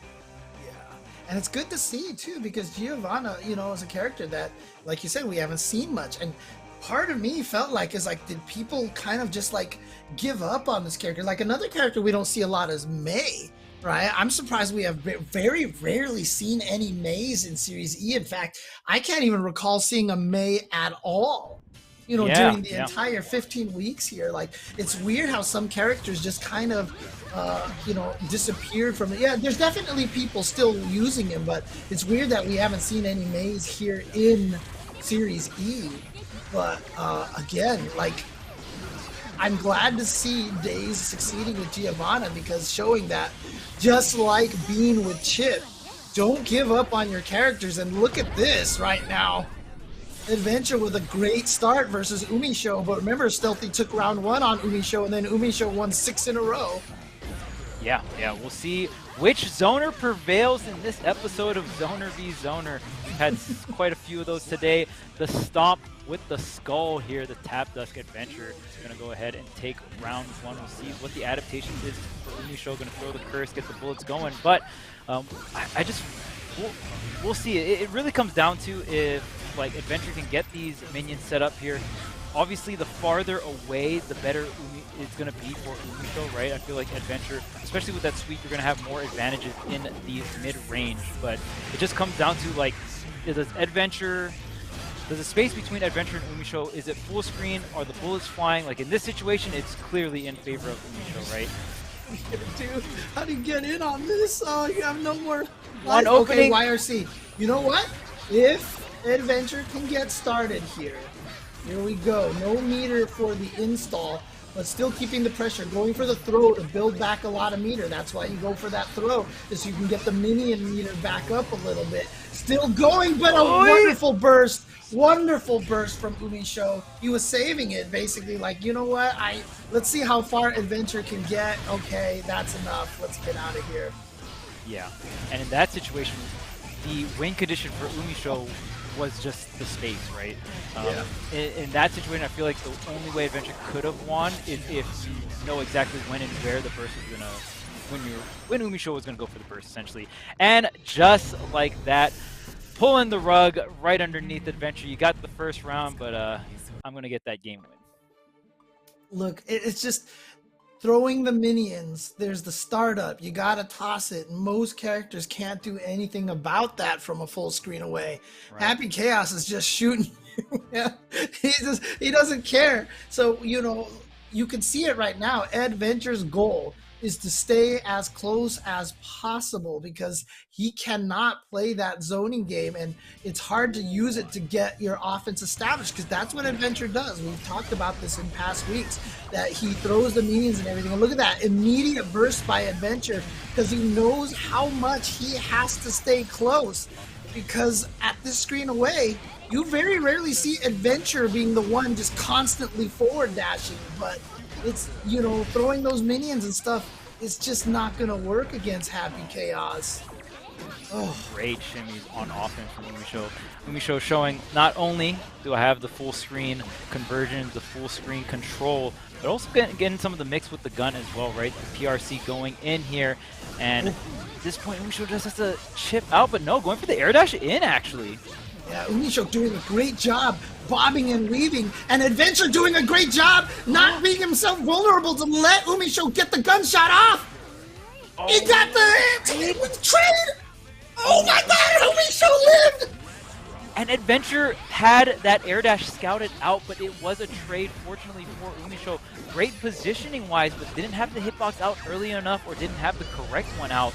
My goodness, and trying to burst against Happy Chaos. It's such a hard tool to use against Happy Chaos because of the range he operates in. Here we go, Ed trying to stay close in there.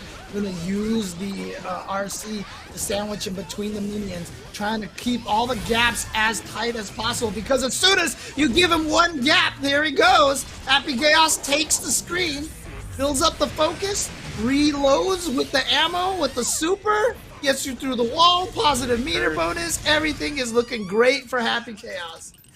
And I think that's just one of the most messed up situations is when Happy Chaos is able to get the super with the wall break, right? And you just get the free curse set up. You already get to start the next quote-unquote round with a established distance and the curse. And if that wall break put you under a quarter health, it's not a lot of characters have the mobility to close that gap, right? Yeah, exactly. And especially just with the time, we talked about this with Razzo as well. Happy Chaos is one of those characters that, no, his defense is not very good, but as time has worn on, the Happy Chaos players have gotten much more elegant with single shot reloads and knowing how to keep track of their focus meter, their bullets, making sure that they have the debuff on and everything. And look at this, baits out the burst from Adventure. Oh, man. Umisho is playing so well out of the corner. And you can tell Adventure is attempting to try and knowing when and where. Umisho is trying to air dash up and over to get the corner side switch. And we've even seen Adventure with grabs or get the hitbox trade. Adventure is getting really close to locking down, but Umisho is doing a great job of mixing up when and where he's going for this air dash out of the corner. And not only most of the time does Umisho get out of the corner, he side switches the pressure too. Yeah, and it looks like, Charles, you might be getting what you had kind of hoped for, which might be this Umisho versus Daze match coming up here, because I'm not sure what Adventure can do at this point. Well, here we go. He's got the side switch. That's the standard situation for Adventure to get that side switch. And he's got the install up. But I love that YRC from Umisho. Takes out the minions that were there. You can see that just sitting on that meter install. Never got to use a single bit of that faster meter. Umisho with the beautifully calculated YRC escaped the corner. And that was it. Umisho versus Daze in winners final coming up. Yeah, Umisho playing out those situations very well, saving the tension. I think it's very important when fighting against Jacko, especially when you're in the corner, to save that 50 tension for the yellow RC on reaction to the install, right? And it might even be getting to the point where Adventure might have to start baiting that, right? We see so many players like instantly go for that YRC. Now, if you block YRC, you get a punish. So you know, Adventure could go into the install, bait out the YRC. Obviously, there is mix to it, right? Your opponent could just try to swing or get out in that moment. And another situation that I feel like is very hard versus Happy Chaos, because you saw Adventure kind of operating near that instant air dash back area, right? To try and fight Umisho in that distance. And if you try to back up a little bit more, you could probably catch him easier. But then at that point, you're giving Happy Chaos too much space, right? If you just back off too far, and then he's just gonna start shooting you again. So it's like you're teetering this really hard area of. It's just there's such a fine line. Lose. Right, it's just such a fine line of like you almost have to hard call out the air dash, because if you try to beat it out via positioning wise, which you see a lot of players do, then it gets very difficult. So it's very hard. And what do you call that? Adventure doesn't have the Leo or the Nago corner pressure in terms of just like buttons, right? You usually want to have minions set up, right? So it's just, I feel like it's really hard when Adventure doesn't have a minion set up and he wants to keep them in the corner.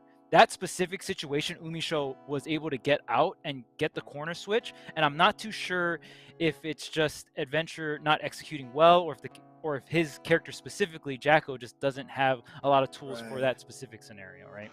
Now, someone in the chat, Jono or Jonox, I'm not sure how to pronounce the name, asked a great question. Like, how do you nerf Happy Chaos so that it's not crazy like this? So, in my opinion, it feels like Happy Chaos was designed to be busted with bullets.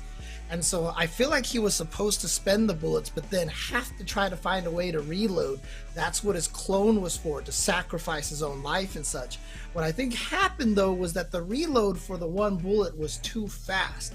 And he ends up being like a Morrigan character, where you can fire, reload, fire, reload, fire, reload, and essentially stay even on bullets. Honestly, I think the best way to nerf Happy Chaos is to make it so that the single reload has a lot more delay. Maybe not even a vulnerable delay, like maybe even make it so that while he's reloading, he can cancel into a block, but he just can't do something else. Then he's forced to think about a little bit more about trying to get bullets back. I think that is kind of the mindset that they wanted. He's supposed to be broken with the bullets, but the reload was way faster than they probably expected it to be. So you're never really out of bullets. And I think that's how you kind of fix it. Yeah, I think that's how they have to fix that, is to make it so when he reloads the bullets, it just takes a lot longer. But of course, if he takes too long so that anytime he cancels into the reload, he dies, now he's worthless. So, you know, that's why I'm saying put him in a state where the only thing he can cancel reload into is the block. So he loses his turn every single time to reload on pressure. Something like that. But here we go. Daze versus Umisho. Let's see. Nobody's been able to stop Daze, but nobody's been able to stop really Umisho either. So let's see. The unstoppable force meets the immovable object. It's time, and Umisho has the full clip reloaded here. And yeah, I like that you bring that up. It's such a core mechanic for Happy Chaos, right? I mean, essentially, if you give the other player more opportunities to run offense on Happy Chaos, I think that's it's a very core mechanic, but you have to be very careful with it. Right. And look at this, Daze. Like, Daze will not be stopped here, taking round one. But how many round ones has Umisho lost so far? Like, every single time we've seen him on stream, Umisho has lost round one and then just completely dominated the opponent. So it's just going to take Umisho a little bit because, again, you know, while Happy Chaos is obviously a strong character, did you see what Umisho did? He just ran up at Daze, predicting a backdash. Umisho, you don't want to not take away his also amazing reads and his high-level play here at the same time. He's got some great reads along with the strength of Happy Chaos, and that's one of the things that Daze is going to have to try to get around here. And here's the corner. This is what Daze need. He can definitely drain all of Umisho's life in this sequence right now. Yep, running the offense, this Geo offense in the corner particularly is very strong. Try to catch him from the air dash here. Daze has the ability, the shots are coming through, and that is going to be it. Getting the combo with the bullets there. Umisho taking round two here, and we said it before, right? How many times has Umisho lost the first round convincingly or not? Still takes that first game. with a backdash on the grass. Doesn't convert off the counter hit, though. That's a huge drop from Daze. And you see right there, Umisho blocked the burn kick, and then, or the dog kick, I guess I should call it, and immediately countered. He hit a button. She is plus in that situation, but Umisho read that Daze was going to try to take advantage of those plus frames and dash forward. So again, Umisho, on top of just having Happy Chaos, still also playing with really smart reads. Done here, the install comes out. To get the air juggle here, still fully loaded here, dropping down to 3 bullets. See right there, gunshot, reload, gunshot, reload, gunshot, reload. He really isn't really ever out of bullets, which is where I think the game, like his character design was supposed to be. We also saw Daze cancel into reload and then just immediately keep attacking. Like I said, it just feels like to me Happy Chaos just has the ability to get back into bullets really, really easily. And I think that is where the unintention was coming from. And Arxis probably just wasn't expecting for people to get this efficient with Happy Chaos. Right, I mean, even when you look at Marvel 3 Morgan as well, right? It's just like, there was not a lot of players that could do that input, and, you know, it's pretty wild, so maybe just not intended there. But here comes Daze, gets the offense going. The burst is going to give Umisho that space. Umisho going to run a bit of his own offense, gets the opening here, and not only do you get the damage, but you get the space. But again, Umisho closing in the gap with the gun out. Yep, and again, you know, one of the interesting things about, you know, not to keep belaboring on this point, but if you just watch the bullet meter for Happy Chaos, you'll see that the players are so good at maintaining it that there's really never a situation where Umisho is really actually ever out of bullets. He's got 5 right now, 4, 5, 4, 3, back 2. Oh no, he's still stuck at 2 bullets here. Okay, interesting. And Rare that's sighting. going to be a problem for him. Rare sighting. Happy Chaos low on bullets. Take a picture while you can. Yep. I mean, that's really, honestly, the key right there. He's low on bullets, go in on him. And you see right there how that one low on bullets situation might have caused Daze to just have a little bit of a tentative situation. US opening, the burst immediately used here. And the crazy thing about just burst in general for Happy Chaos is that space you get from burst is so rewarding. Look, you just set up this scenario again. There's a concentration, you get the hit, you cash out on damage, and by the time Daze gets back onto the ground, fully loaded here. Yeah, and how then he can put up this wall. Oh man. Well, he's out of bullets. He's out of bullets. Time is now. Here we go. Here we go. Time is 9. Is this gonna kill? Oh my It goodness. is! Whoa! Did you see like it towards the end of the super? It just jerked, like his health bar just jerked all the way to like 0. Yeah. That was funny. Ooh, man. But All right. again, this is what I mean, right? You see it whenever he runs out of bullets. That's when you go in. It's kind of like the Eddie gauge, right? And so right now, I mean, maybe Arxis thought, oh, when he's out of bullets, he's useless. So we got to make it so we can maintain it a little bit easier. I don't know. He's a very tricky character to balance, 100%. I do not envy Arxis trying to balance this character. Oh yeah, absolutely. And it's crazy because against a character like Geo, with one of the better dashes in the game, Geo can kind of create these scenarios, right, where you can the amount of mobility you have, you can kind of catch Happy Chaos with lower bullets more than often than not, right? But think of a character with almost no mobility like Potemkin. Well, that gun's going to be loaded all day, every day. Fortunately for Potemkin, weirdly enough, a lot of people actually say he does decently against Happy Chaos just because of the slide head. Yeah, the slide head. Yeah.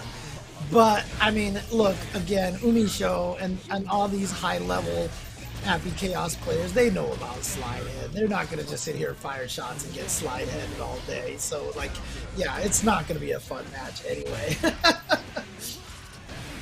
here's Daze just getting shot up into the super next to the wall. It should be a wall break and the reload as well here. Umisho going to get the free curse and start shooting it up. Oh no, goes for the clone instead of the curse here. The PRC gets the curse and goes for the low there. Yeah, and there we go. Umisho going up 2-1. It's so funny because, like, you know, with Jonathan Tene, you know, I've been trying to make sure I pronounce his name right. I used to always call Daigo Umehara, and like people would always tell me it's Umehara. So I'm like, all right, it's Umehara. I always got to remember, instead of Umehara, it's Umehara. And now every time I say Umisho, I always say Umesho because of that now. You're It's still like, getting licks to this day. The nightmares are coming back. Umisho. There we go. Okay, here's the burst, and look at how important it is for Daze. And I think one of the most important things against Happy Chaos is knowing when and where they want to burst, because because the amount of space you get for bursting, they pretty much go full screen. That you get to set up your best case scenario as Happy Chaos off of, you know, someone not reading your burst. Yeah, and again, you know, I'm glad people in the chat are talking about this as well. You know, nobody can be mad at Umisho, right? He's using a strong character. Good. And he's using the strong character well. Good. And he's also a really smart player.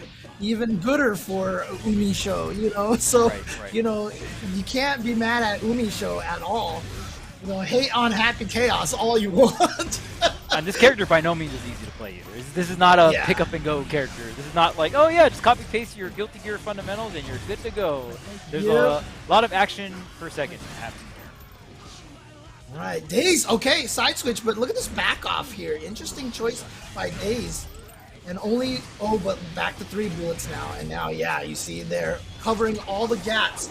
So in those situations where Daze might have been able to stop somebody else after their jump in. Oh boy! Double dash on Wake Up to get in. Can Daze do this? He's got bar. So here we go. The continued pressure. The shimmy, but then just reaching out with a hand. Umisho, match point.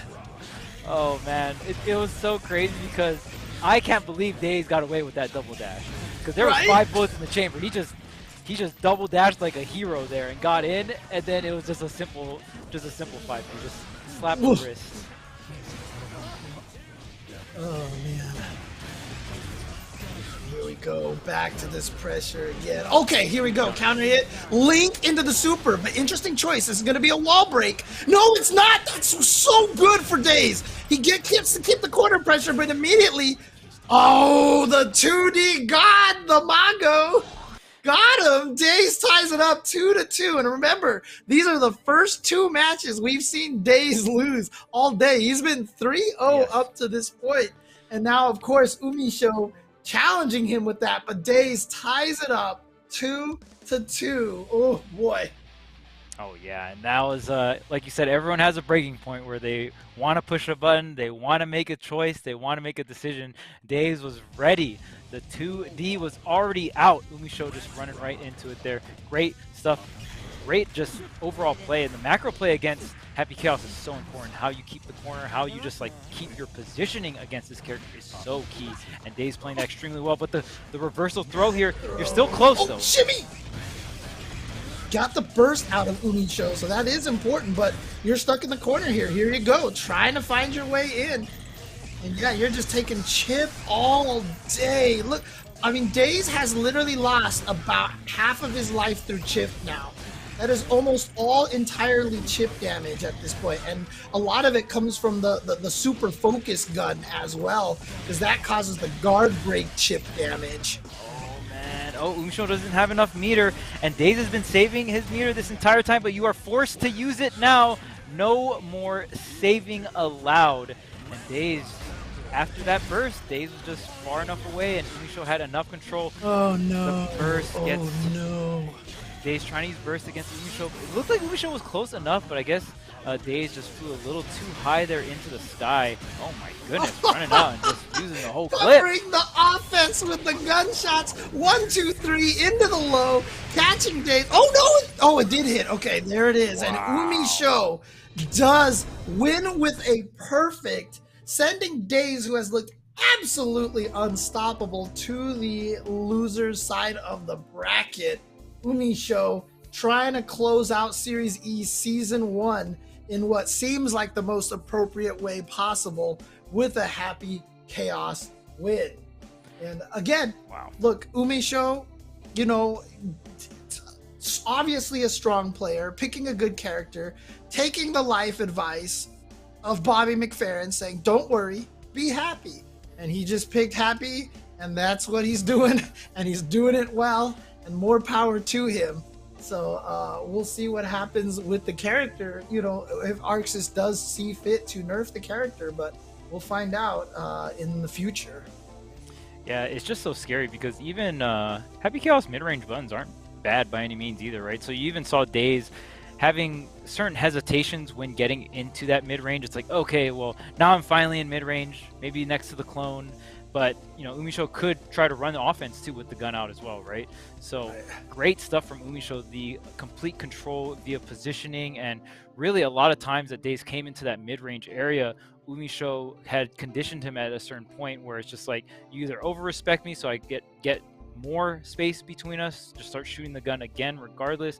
And the whole macro positioning wise, I think Umisho played extremely well versus Daze there, and not easy to do against a extremely mobile character like Giovanna, right? That dash is pretty troublesome. We saw that double dash call out from Daze earlier, Right. Almost full screen, just bang right next to Happy Chaos, just like that, right? So Yeah, absolutely. And, you know, I'm curious, though, you know, from people in the chat who are probably keeping an eye a little bit more internationally. Obviously, on the EU side of things, Latif is killing everybody with Zato.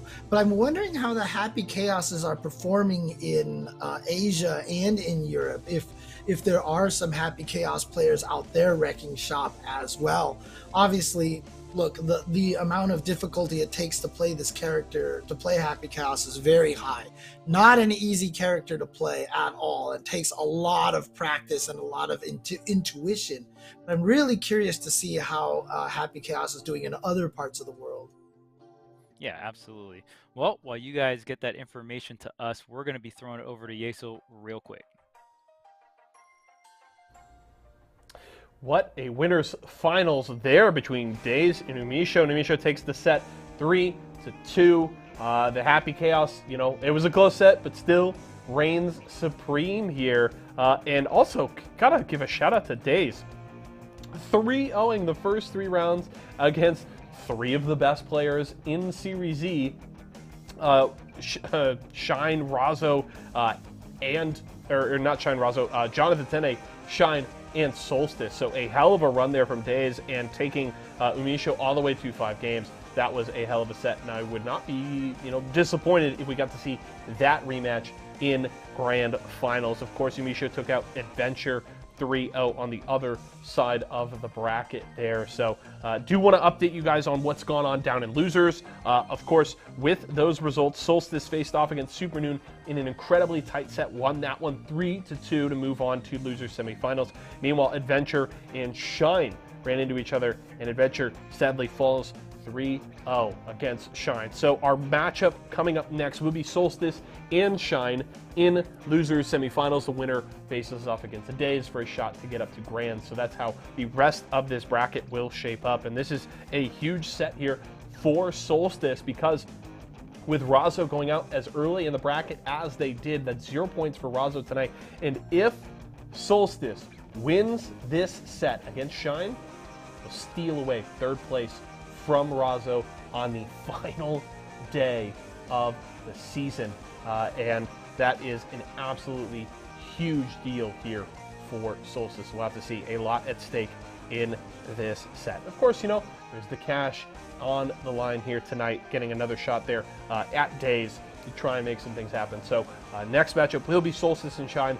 That one's going to be a fun one, and I love that we're getting a big, high-stakes matchup here on the final day of the season. No better way to finish things off, and this set is ready to go. So I'm going to hand it back over to James and Charles. Let's get ready to end this thing with a bang. All right, so Solstice versus Shine. The fated duel has appeared here. Playing for 4th place here, and Razzo, unfortunately, out in the earlier side of the losers bracket. And I mean, Umisho definitely likes what Yeso said, I think, there when he said that he wants, you know, going out with a bang. I mean, Yeah. that's That is definitely a music to the ears of a happy Chaos player here. Ending this season with a bang. Yeah, that might be exactly what Umisho is trying to do here. But again, we are going to be moving to the loser side, like you said, and like Yeso pointed out. Solstice is going to vault over Razzo, right? Is that guaranteed now? No. Yes. If Solstice can beat Shine, he will vault over Razzo. Otherwise, I think if he finishes here, he might have tied him, or dude. I need to see the calculations again. I need to remember what Yeso said, how he said it would play out. Yeah, the number breakdown, very important, of course. Shine at this point locking himself in to at least second place, which is a huge deal for Shine. The set versus Hotashi being game 5, that was for all the marbles there. Yeah, but it will be Jonathan Tene in first place and Shine, guaranteed to keep their sponsors for second season. So it will be Nerf Shine.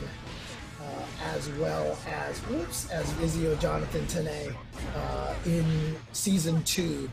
But let's see if Solstice can get himself into third place, because again, that would be just a great story and just a great sign of how strong and how much better Solstice got. But this is a rematch, isn't this? Oh no, I'm sorry. Shine fought Super Noon. Fought Super Noon. The other round won 3-2. So let's see if Solstice can do better than what Super Noon did. We'll see here. Gonna get the wall break. The super is enough to finish it off. Can be very troublesome sometimes to get the last bit of health off of Potemkin, and finishing your plate is a very big deal versus character. Solstice will do just that here. Solstice burst looking like it's gonna come up at least by the third round if we have one here. Great conversion off the 5P. Not going to get a wall break, but a decent chunk of damage here for Solstice. Alright, now back to this corner position. And of course, using the back Mega Fist, that's what Potemkins are going to do. But again, beautiful decision by Solstice. Using the RC, I mean, it's so interesting, like you feel like, oh, you use the RC in a block situation, not to extend the combo. But it's such a smart decision in so many places, because it's about gaining that momentum, the corner push, etc., and you want to keep, Ramlethal with the opponent in the corner. So there you go, a block RC, setting up for the throw, and Solstice taking game number 1. Very well executed there from Solstice, the game 1, but you can't count Shine out just yet. We've seen Shine bring back so many crazy situations with the Potemkin, whether it just be round to round or just even game count here, and see what Shine has. I mean, Shine obviously played against Super Noon earlier this bracket, so you're going to have that experience coming into this, warmed up for the matchups, if you will. Shine, I do believe, has a winning record over Solstice. I remember Shine, I feel like Shine has beat Solstice more often, but again, that's early Solstice. So, we talk about this so much, about how strong Solstice really has become towards the end of the season. And again, I love seeing it. We've talked about how Jonathan Tene started with, oh, you know what, I'm going to try Zato at the start of Series E, and now he's like the best Zato in the country. Oh no. Not the back-to-back, Shine, not the back-to-back. Oh man. Gotta deal with that mix-up. Yeah, and I mean, when a Potemkin gets a Pop Buster, that's like you said, it's a pretty big read, right? In terms of just like a character that does not really have that much crazy mobility, getting a situation where you get that read here. Now I'll say, like, Garuda's the more messed up move. You think Pop Buster looks crazy because of the damage it does, but you got to keep in mind of, like, how you get to that situation. Right. Garuda, on the other hand, oh, man, you just, off the knockdown, it's just, such a consistent move. And again, when you do 3 Garudas, oh, here we go. All right, so he's going to get back in there. What's the mix-up in this situation? Okay, gets the sweep, a nice burst. Oh, yes, PRC, and he still had enough time to throw the Mega Fist. Wow, the bravery on this man to challenge the Mega Fist like that, even though there was probably only just enough frames to get into the air for the air throw. What a decision. You have to be very brave to challenge the Mega Yep. Fist. That move is huge, and I mean, it's just a very crazy move to try and contest in terms of even in that situation, he would have died from the Mega Fist, right? So. Oh, nice. Gets the confirm into the Heat Knuckle. Got the corner position, goes for the low option. And here we go. So off of meaty Garuda, you have to respect the second Garuda. Uh-oh. Oh, what was he trying to go for? Shine panicked a little bit. Did not have a punish ready to go. Okay, single sword. Does get the second sword here. Solstice has this corner situation, the PRC, to establish some space. Great defense coming out from Solstice and going over the Garuda setup as well. Good block on the slide head. And with punishes, the jump dust. Solstice now going up 2 games to 0. And so Solstice looking like, I mean, again, Shine cannot finish anything lower than second place. But Solstice coming in here and perhaps getting to the point where starting like in 5th place consistently in the points, and then at the end with the surge to get himself all the way to 3rd place over Razzo, over so many other strong players is really impressive. Oh, absolutely, and I mean just the growth of so many different players throughout this season 1 of Series E, I think has been my favorite part of these tournaments, right? The storyline behind the players. Just seeing all these different players, their improvements with different characters or just their general improvements as well. Solstice being one of those players, really showing off that, with this sponsorship, making the best of it. Absolutely. And like I said, even though Solstice won't finish in the top 2, I mean, if you're coming back into the draft for next season, I can't imagine a team, especially like Excedrin, right, just would be like, you know what, let's just bring Solstice back. Why not? So, I mean, he's been doing so well here at the end. You almost want to see what he could do in a season 2. Yeah, and I even wonder the caliber of players that are going to compete for Season 2, right? Maybe not much of the FGC or the Guilty Gear community knew too much about Series E, but now Series E being one of, if not the most competitive weekly, we might see even more talent coming in and competing for these sponsorships. So I really can't wait for Season 2 because this first season has been so fun to be a part of. Absolutely. I mean, thank you again to Esports Arena for bringing us on here. We've been having a blast all season long. And, like I said, Daze, Unisho, you don't think that these guys are trying to make send a message right now? Obviously, players like Hotashi already have sponsors and such, so they're not going to be too worried about, the draft or anything like that. But, oh, the fuzzy! There was a fuzzy right there, you see, because Potemkin was high blocking, and then Solstice ran up and did jumping punch and caught Shine crouching. That's that mix-up. Oh, he did the reset! Okay, you have a little bit of health here. The burst is available for both players as well. Trying to block this Mega that's Fist. punishable. And PRC. you know what? Shine is gonna she's saving the burst for the next round. It's not, he doesn't feel like it's worth it. Interesting decision for Shine. No hero burst right there. Saving the burst for round number 3. Is that decision gonna come back and bite him? It's definitely the safe pick. It was a bad Mega Fist though, because Mega Fist is very negative on block. I mean, a lot of people are saying, how would you buff Potemkin? Perhaps just making Mega Fist so that it's like -5 or something, so that he definitely loses his turn, but is not punishable or something. But that might be kind of good. I don't know. Might be too good. Yeah. I mean, it's hard, right? Like we talked about earlier, just balancing fighting games is very hard. But a lot of these companies have gotten a lot better at it. There was some whack stuff back in the day, like very whack.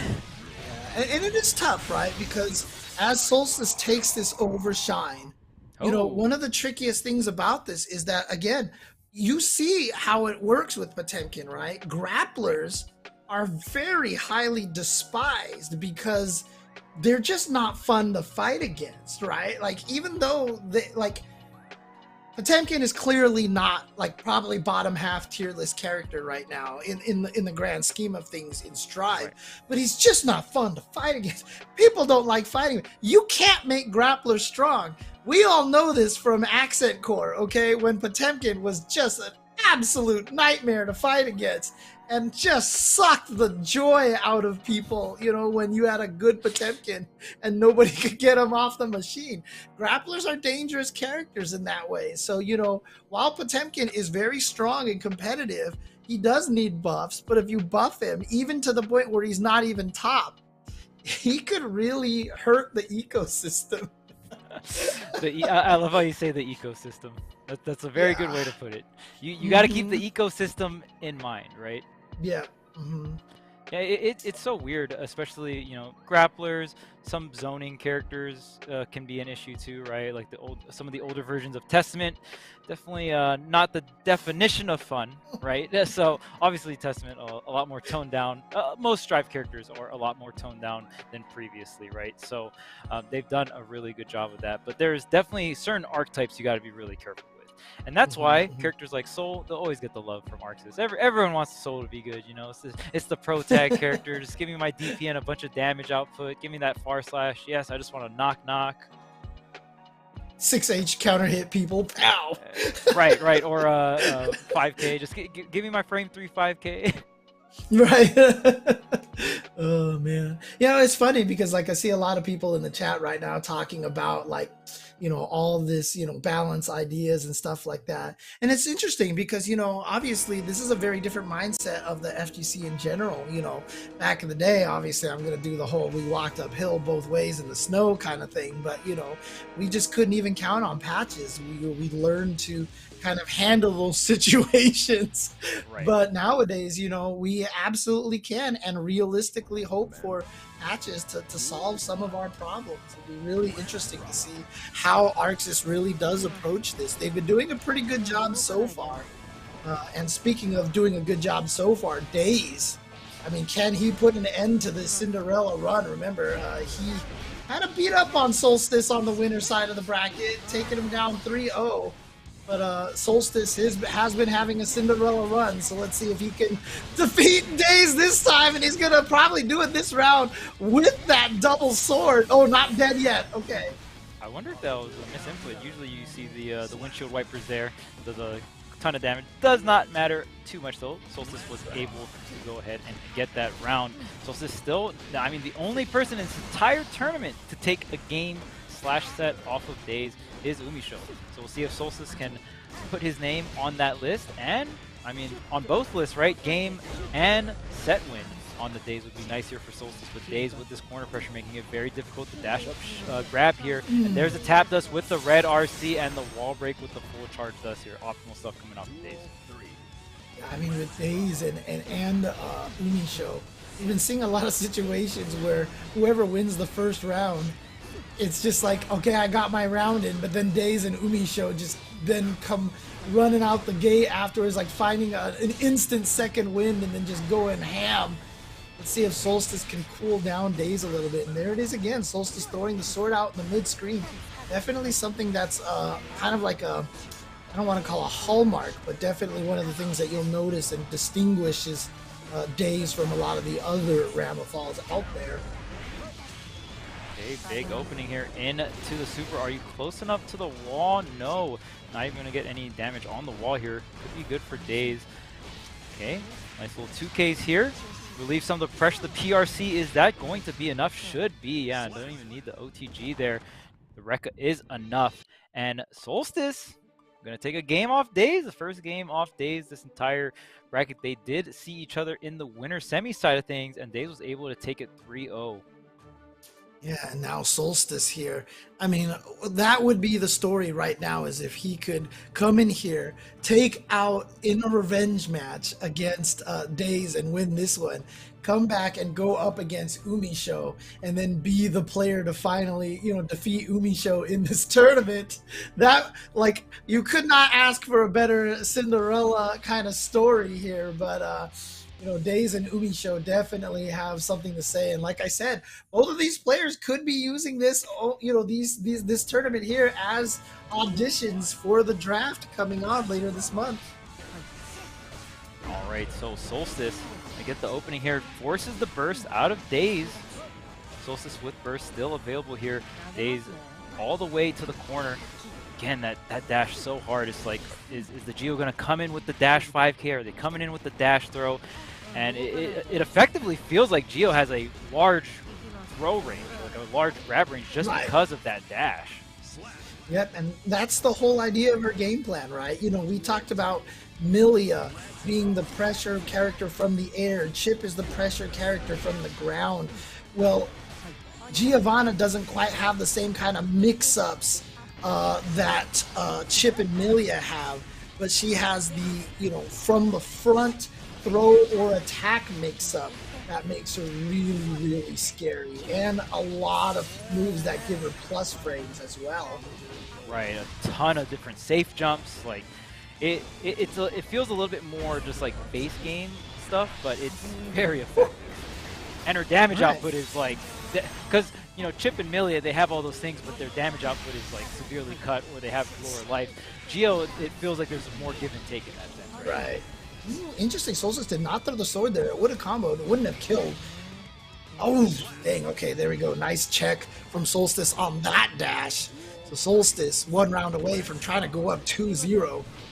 Man, this set looking a lot more competitive here. Maybe losers bracket Solstice just hitting a little different than the winner side of things here.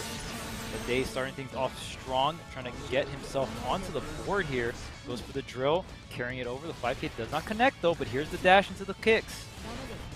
All right, full meter now for Daze, so increased damage and increased defense. Here we go, goes right into the super, so not going to get the damage buff on the super, but doesn't need it. Gets the kill anyway, and Daze ties it up 1-1 with the mid-screen super, and I honestly wasn't sure that was going to kill, because I felt like that was mid-screen, wasn't going to get the wall splat, but again, no guts for Ramlethal, so Ramlethal goes down. Yeah, off the first hit of the 6H2, very nice little extension there, coming out and just converting it, instead of finishing off all of the hits 2 and 3, just going into the super there. Very calculated stuff from Daze, and going to net himself the first game win for Daze in this set here, 1-1 apiece. Again, a lot more competitive than when these players met on the winner's side of things. Yeah, I like seeing that. I mean, what better way to signify the kind of season Solstice had, right? Going 0-3 against Daze, and then now taking one game here in the loser side, you know, just showing the improvements and the adaptations and the adjustments here. Even if he goes down 3-1, let's just say, like, you know, taking that game, and last game was super competitive. And look at this from Solstice, gonna get the wall splat here, and again, people are talking about this. Ramlethal not only has that corner pressure, but also the damage output of Ramlethal is nuts. Yeah, you have the range, you got the damage. Maybe not some of the defensive things that Nago has. Not a crazy amount of mobility, even though she has some pretty decent stuff. Okay, not going to be able to finish that off. Just a sliver of health here. Daze trying to finish it off. The YRC going to keep the corner situation. Solstice trying to fight his way out. The sword. Okay, still has another sword and the 2K. A dashing 2K from Solstice, taking that one. He resisted getting shimmied like 3 times at the end there versus Daze. What patience from Solstice, that was ridiculous.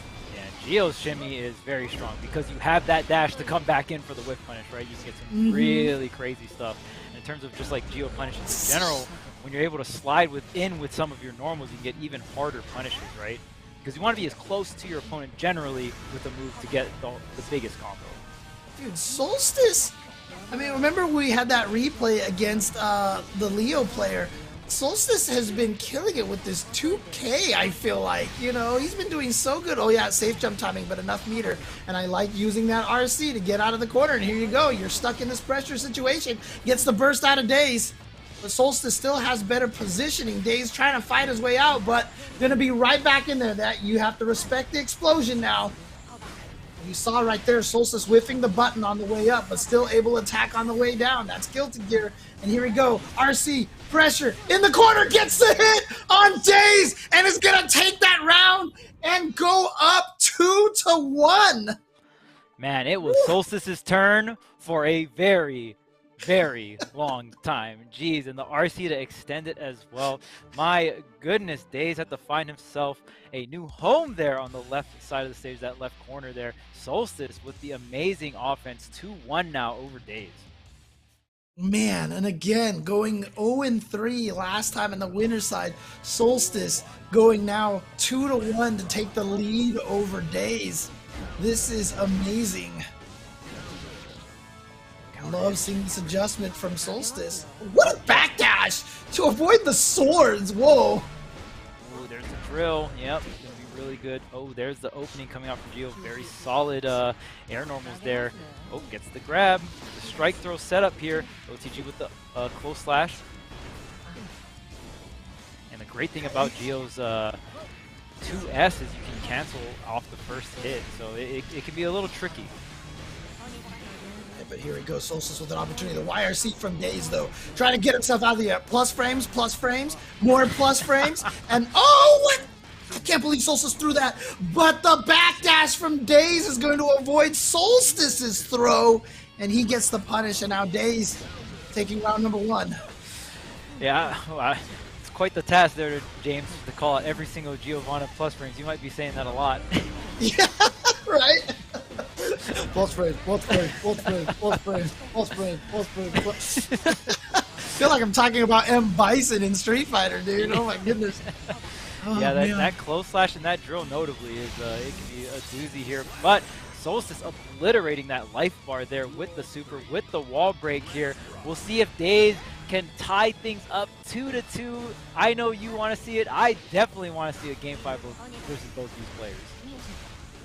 Man, and here we go, those souls. Okay, nice counter hit, but a great burst by... Oh, challenging the flip. Nicely done by Daze. Here we go, towards the corner. Yep, RC, you knew that was coming. It'll push all the way to the wall, yep, and now close enough so that you have to hold that explosion. Checking again, punch on the way up, slash on the way down. Got to deal with that. Oh, you got the opening, but you didn't convert fast enough. Goes up and over. Takes a hit, but honestly pretty worth. But it looks like Solstice has the PRC to just take you to the other corner here. Right, and got his sword back, but that was a good trade for Daze now. However, very even in life. Still have to hold that explosion. Nice dash block. Pressure. Still hasn't got the other sword back. Oh! Counter hit. The flip hit the other side. Counter hit. Forcing the burst out of Daze because Daze had the wrist gauge all the way up. Here's the super. Is this going to kill? Not quite. Solstice still alive. There's 50 tension and not going to be able to use it. The safe jump is enough. Daze going to tie things up 2-2 here. And we saw usually in those kind of situations, I mean, you just wish you had the opportunity, but because Daze had the wall break with the super, Solstice didn't have the opportunity. You have the right to the Oki in that situation. So with Geo, you're just going to set up a safe jump for the most part, and Geo has some of the best safe jumps in the game. Yeah, and we've seen it. Even, I mean, we've seen Solstice, super in that situation, but usually when Solstice has done that is because Solstice is sitting on a full bar, so he's super RC just to kind of take that turn. But it was safe jumped every single time. So yeah, Solstice could not stop that, even with the super in that situation. And now Daze with the big counter hit towards the corner. Is Daze going to end this Cinderella story? Here we go, safe jump set up once again off the super knockdown. Nice YRC decision this time from Solstice. But the 6P, Daze is now at match point. And you got the burst insurance on top of that. Daze is looking fundamentally ready to take this Game 5 situation. Solstice is going to have to turn up here, but it's Daze on the offense. All right, Daze now with this corner. Look at this pressure right now. Okay, out of there. This is huge for Solstice. But now, oh, what a decision. It looked like Daze was trying to run away, but no, it was all a bait into a super. No safe jump, just goes low this time. Yeah, oh the throw. Oh, that's going to be it. Baits the burst and whiff punishes with the drill. Daze playing that with the burst on deck too. Daze really had to do it to him. Game 5. That was so well played there, especially with the super. Oh no, don't hit me. Psych. Right? Air super right back. And got onto the other side to get the wall break as well, which set up for the next Oki situation, which set up for the burst bait situation. Daze, my man, playing so well that game 5. And remember, went to 5 games against Umisho as well. So this grand finals is going to be a crazy one. But before we get to that grand finals, I just definitely want to give a shout out to Solstice. What a season. What a last game here, securing third place after starting very low in the points all season long. And again, I can't imagine, Excedrin's going to be looking at this and being like, yeah, we should probably re-sign him next season. Because, I mean, again, Solstice playing super well. And shout outs to all of the Series E partners, of course. Again, a lot of these players have been able to travel to big majors. So getting into that second season probably means they're going to be flown out to Combo Breaker, to Evo by these sponsors. So one last time before this tournament ends, before we get in the grand finals, thank you to Excedrin, thank you to Vizio, thank you to Razor, thank you to Splash, thank you to Intel, and thank you to Nerf for sponsoring these 6 players and allowing them to travel a lot and really show their stuff on a national scene. Yeah, shout out to all of our partners and sponsors that are, quite frankly, investing into the FGC. You love to see it, right? Like things like Series E is so sick because you get to see these players get flown out to all these different events, and these events are a really big deal, right? We saw all the events in Season 1, Season 2 coming around the corner. We got Evo, we got Combo Breaker. You want to be there, and finding those resources can be difficult. So it really helps when you have that sponsor, and it's really sick to see all these different companies really invest into the FGC. It really warms my heart to see that, right? Because it wasn't like that back in the day. So it's so sick to see all these different opportunities created, and we're getting it on a weekly basis, right? Before it was like everyone was in those waiting rooms, and you're going to your offline locals, and then you're in the Evo waiting room or the Combo Breaker waiting room. But now every week you're able to get all this practice.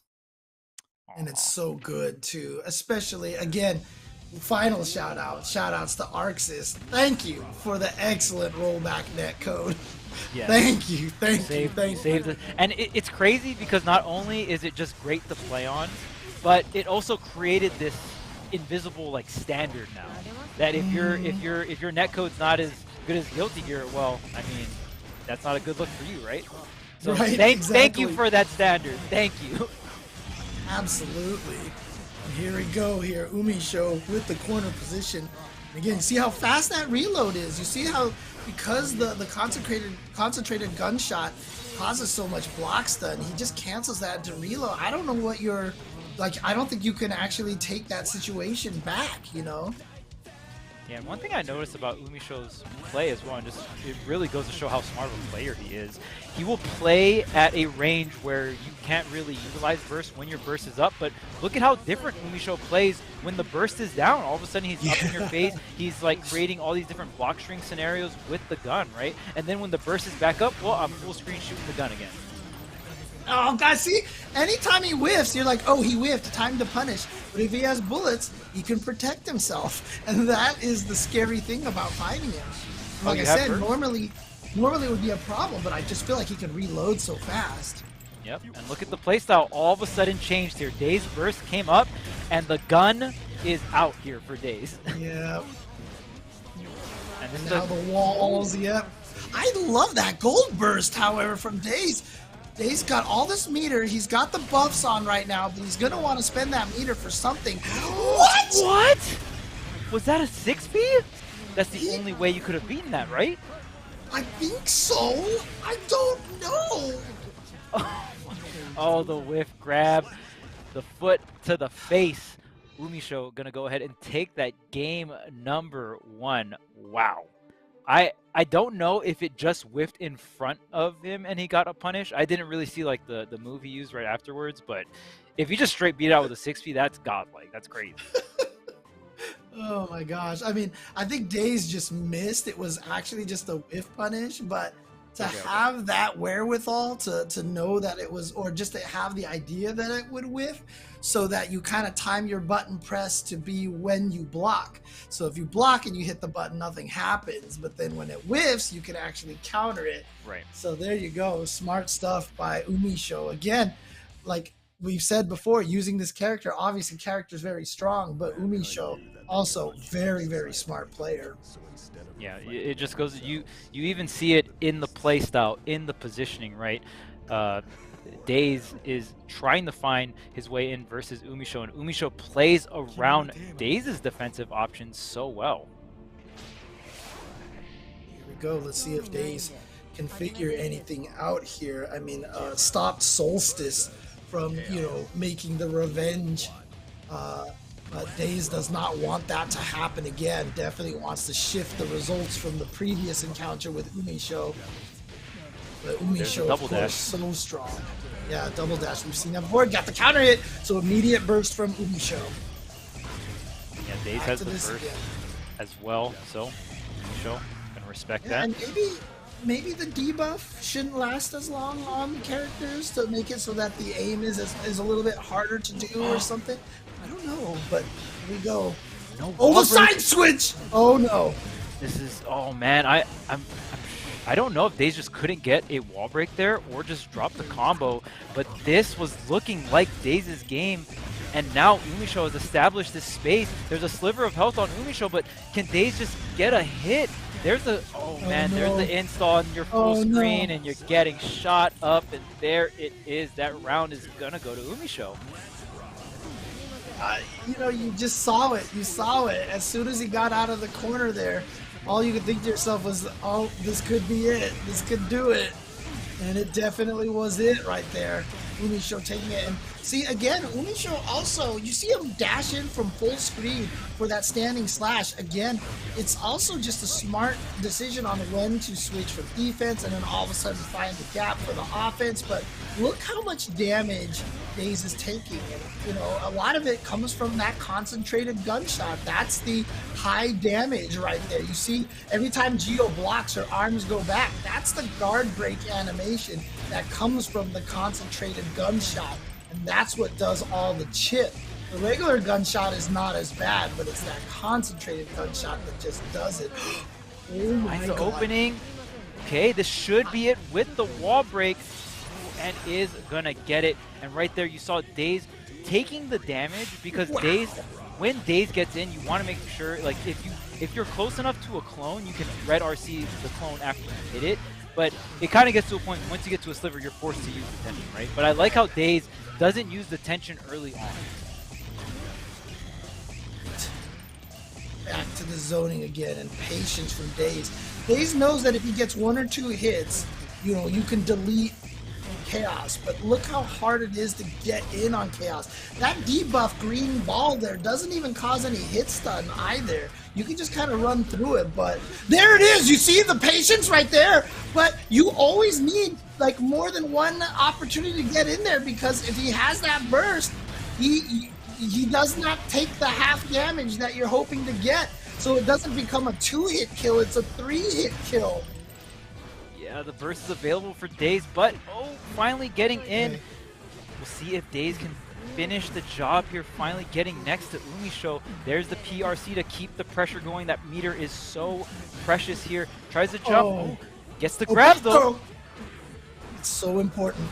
So important. Plus frames. What a backdash, but caught it. Burst, because I think he thought he was going to get hit. Ow! But the swing of the gun is going to take it here. Umisho up 2-0 versus Daze, and that situation was looking so primed and ready. Daze finally got the situation on the first hit, was able to finally get value from the burst, which I think is so important for players. You kind of want to save your burst against Umisho when you get him into the corner and he finally lands a hit in the corner and you just like instantly reversal. Like, that's a situation where you can force to at least guarantee get the value out of your burst. Oh man, and here we go, Umisho at tournament game. Just want to do a quick shout out to Apology Man in the chat. What's up beneath? And here we go, Daze now started to get this corner pressure. This is important. Can't let Umisho out, and the nice thing is you have a lot more meter to take chip and such, so you're not in this super desperation situation. Oh, and there it's so crazy because you see rounds like that and you're like, oh, that wasn't so bad, right? And then you see rounds like this, maybe? Yeah. Oh no. Oh no. All the way to the corner. All the way for the wall break. Half life. And the burst is available here for Umisho. When will it be used? Oh, hug in the air there. Umisho with the whiff punish here. Umisho with a lot of meter. Oh yeah, that the wall slide into the super. This is going to be it. Yeah, that super hits anywhere. It's like gravity squeeze, basically. Just hits the screen. No escape from it whatsoever. Umisho, tournament point for his second Series E win. Of course, he has won several Wednesday night fights already. It's just with the happy chaos. Oh! It's so crazy to me that Umisho can essentially save the burst, reacting to like the combo ender, right? And then you just create this scenario that's so good for you. That's it. Like, that's it right there. Umisho is your champion of the final week of Series E, going out, as Yeso said, with a bang. Umisho definitely putting in that resume right there, saying, you know what? Draft me. Draft me, yeah. and you will be having your brand said repeatedly in Series E tournaments. That was incredible play coming out from Umisho.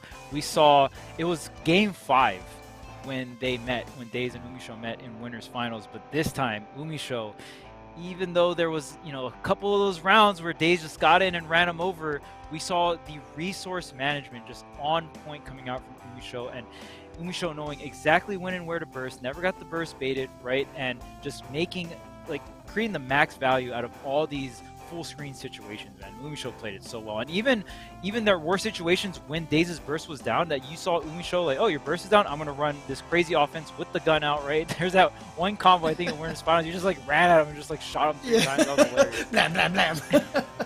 Oh man. But again, let's take a, I mean, I don't know if we have an updated, calculated final standing of our sponsored players. Yeah, here we go. This is it right here. Look at this. Solstice barely edging out Razzo by 5 points.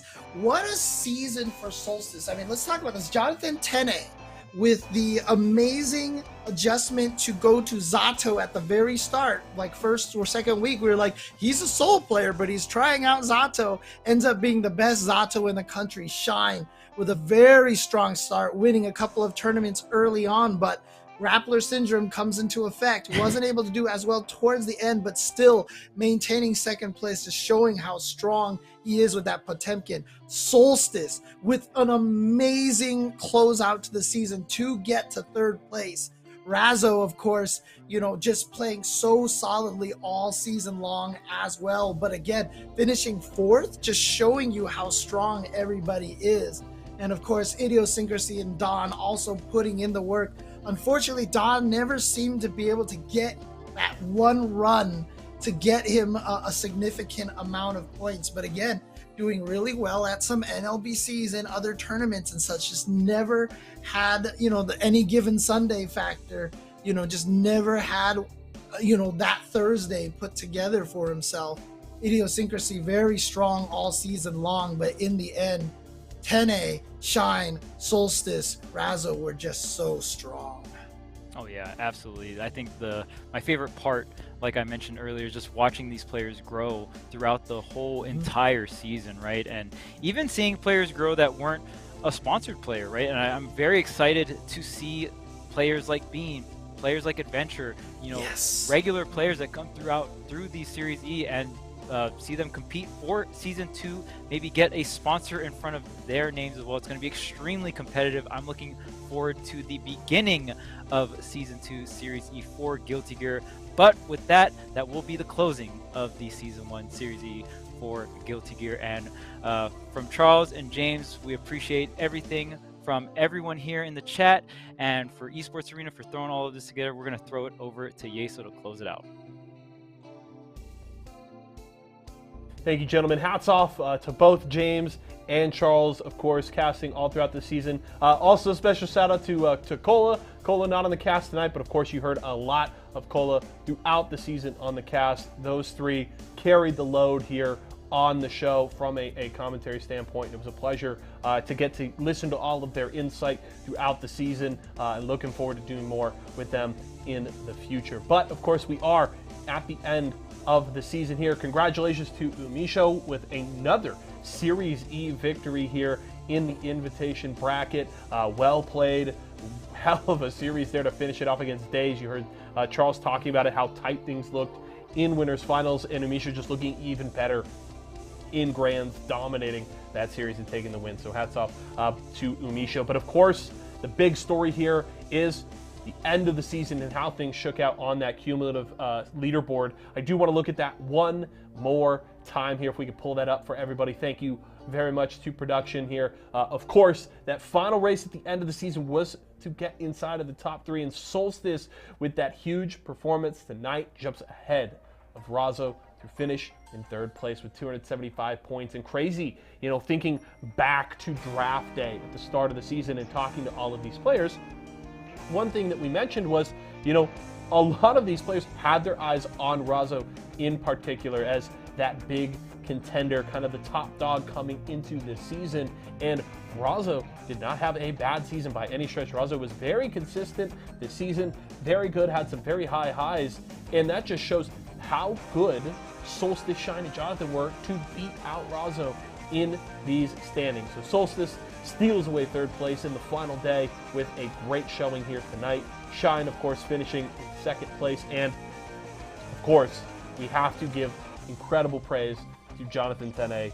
He is your Season 1 champion in Series E Guilty Gear Strive.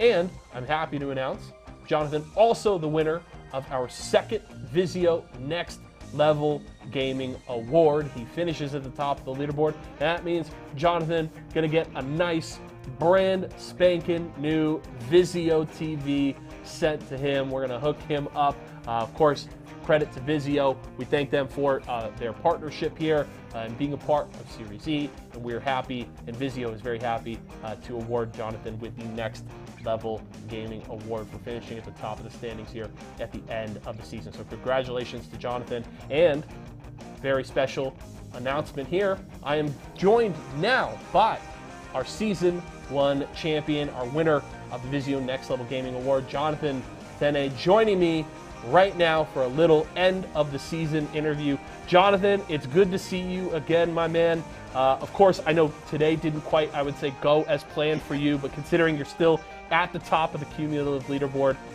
how are you feeling right now? I'm feeling pretty good, and I definitely, I'm happy because I felt like, other than like the first couple of weeks where I definitely did not do well, I was probably the people who were like doing well the most consistently were like me and Hotashi probably, and definitely like in terms of numbers paid off because I got top 3 very many times, even though I only won twice. But staying like near the top section of the tournament definitely paid off a lot. I want to go back to, and it's something that James mentioned before they closed out there, to the start of the season. You're coming in, you were playing, I believe, the Soul at the time, and you had recently picked up the Zato, and we even talked about it on draft day, where you kind of felt like it was pretty good in the meta at the time. And you've gone from someone who was not quite sure, but did end up picking up the Zato right at the start of the season, to now, as James just mentioned, and it's something that Alex has talked about multiple times on the Friday shows with me, that you are, it seems like, the best Zato in North America right now. How does that feel? And did you ever imagine that in this maybe short a span of time that you would be up at the top for this character? I mean, so I never like committed to that character like as much as I am now for sure. But since like ever since the game launched, I've always been like putting time into Zato on the side. So making like the full switch wasn't actually as hard. But I think the character definitely paid off a whole lot, because he's so like when he's winning, it's so consistent to stay winning with him, because he doesn't have to, like, unlike other characters, he doesn't have to go and like throw people, right? And when you try to throw somebody on offense, you're risking them backdashing or jumping or hitting buttons and stuff like that, and that can just completely swing the game. So I think that how consistent like his offense and neutral can be if he's controlling the pace of the match is definitely something that suits me really well and definitely helped me stay like more consistent by a lot. So I want to go back to a tweet you made in the aftermath of your first Series E win just over a month ago. You talked about how the week prior you really had not been kind of grinding or scrimming the game a whole lot. You had been playing Elden Ring. You were kind of focusing on homework. And then you come in and had one of the most dominant performances we've seen from you. You were finally kind of able to break what felt a little bit like a Grands Finals curse because you had been into Grands multiple times and you finally broke through and got the win. And it was something that Alex and I talked about on the show that week about, some players have to grind the game a ton and some players maybe have to find a bit more of that balance between doing some fun stuff and playing and getting that practice in.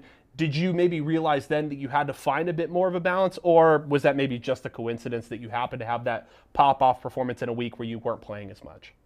So I actually am usually the player who has to practice a lot, and that week that I did win, in terms of like execution and stuff like that, I was making a lot of mistakes, and that part of it was pretty sloppy. But in terms of like decisions being made and stuff like that, I think that taking a break probably helped like clear my head a little bit, and I could go back into the game and kind of not start fresh, but obviously like you can lose some. Obviously, you lose good habits and execution by not playing, but also you can lose bad habits. So I think that probably helped a little bit in that aspect.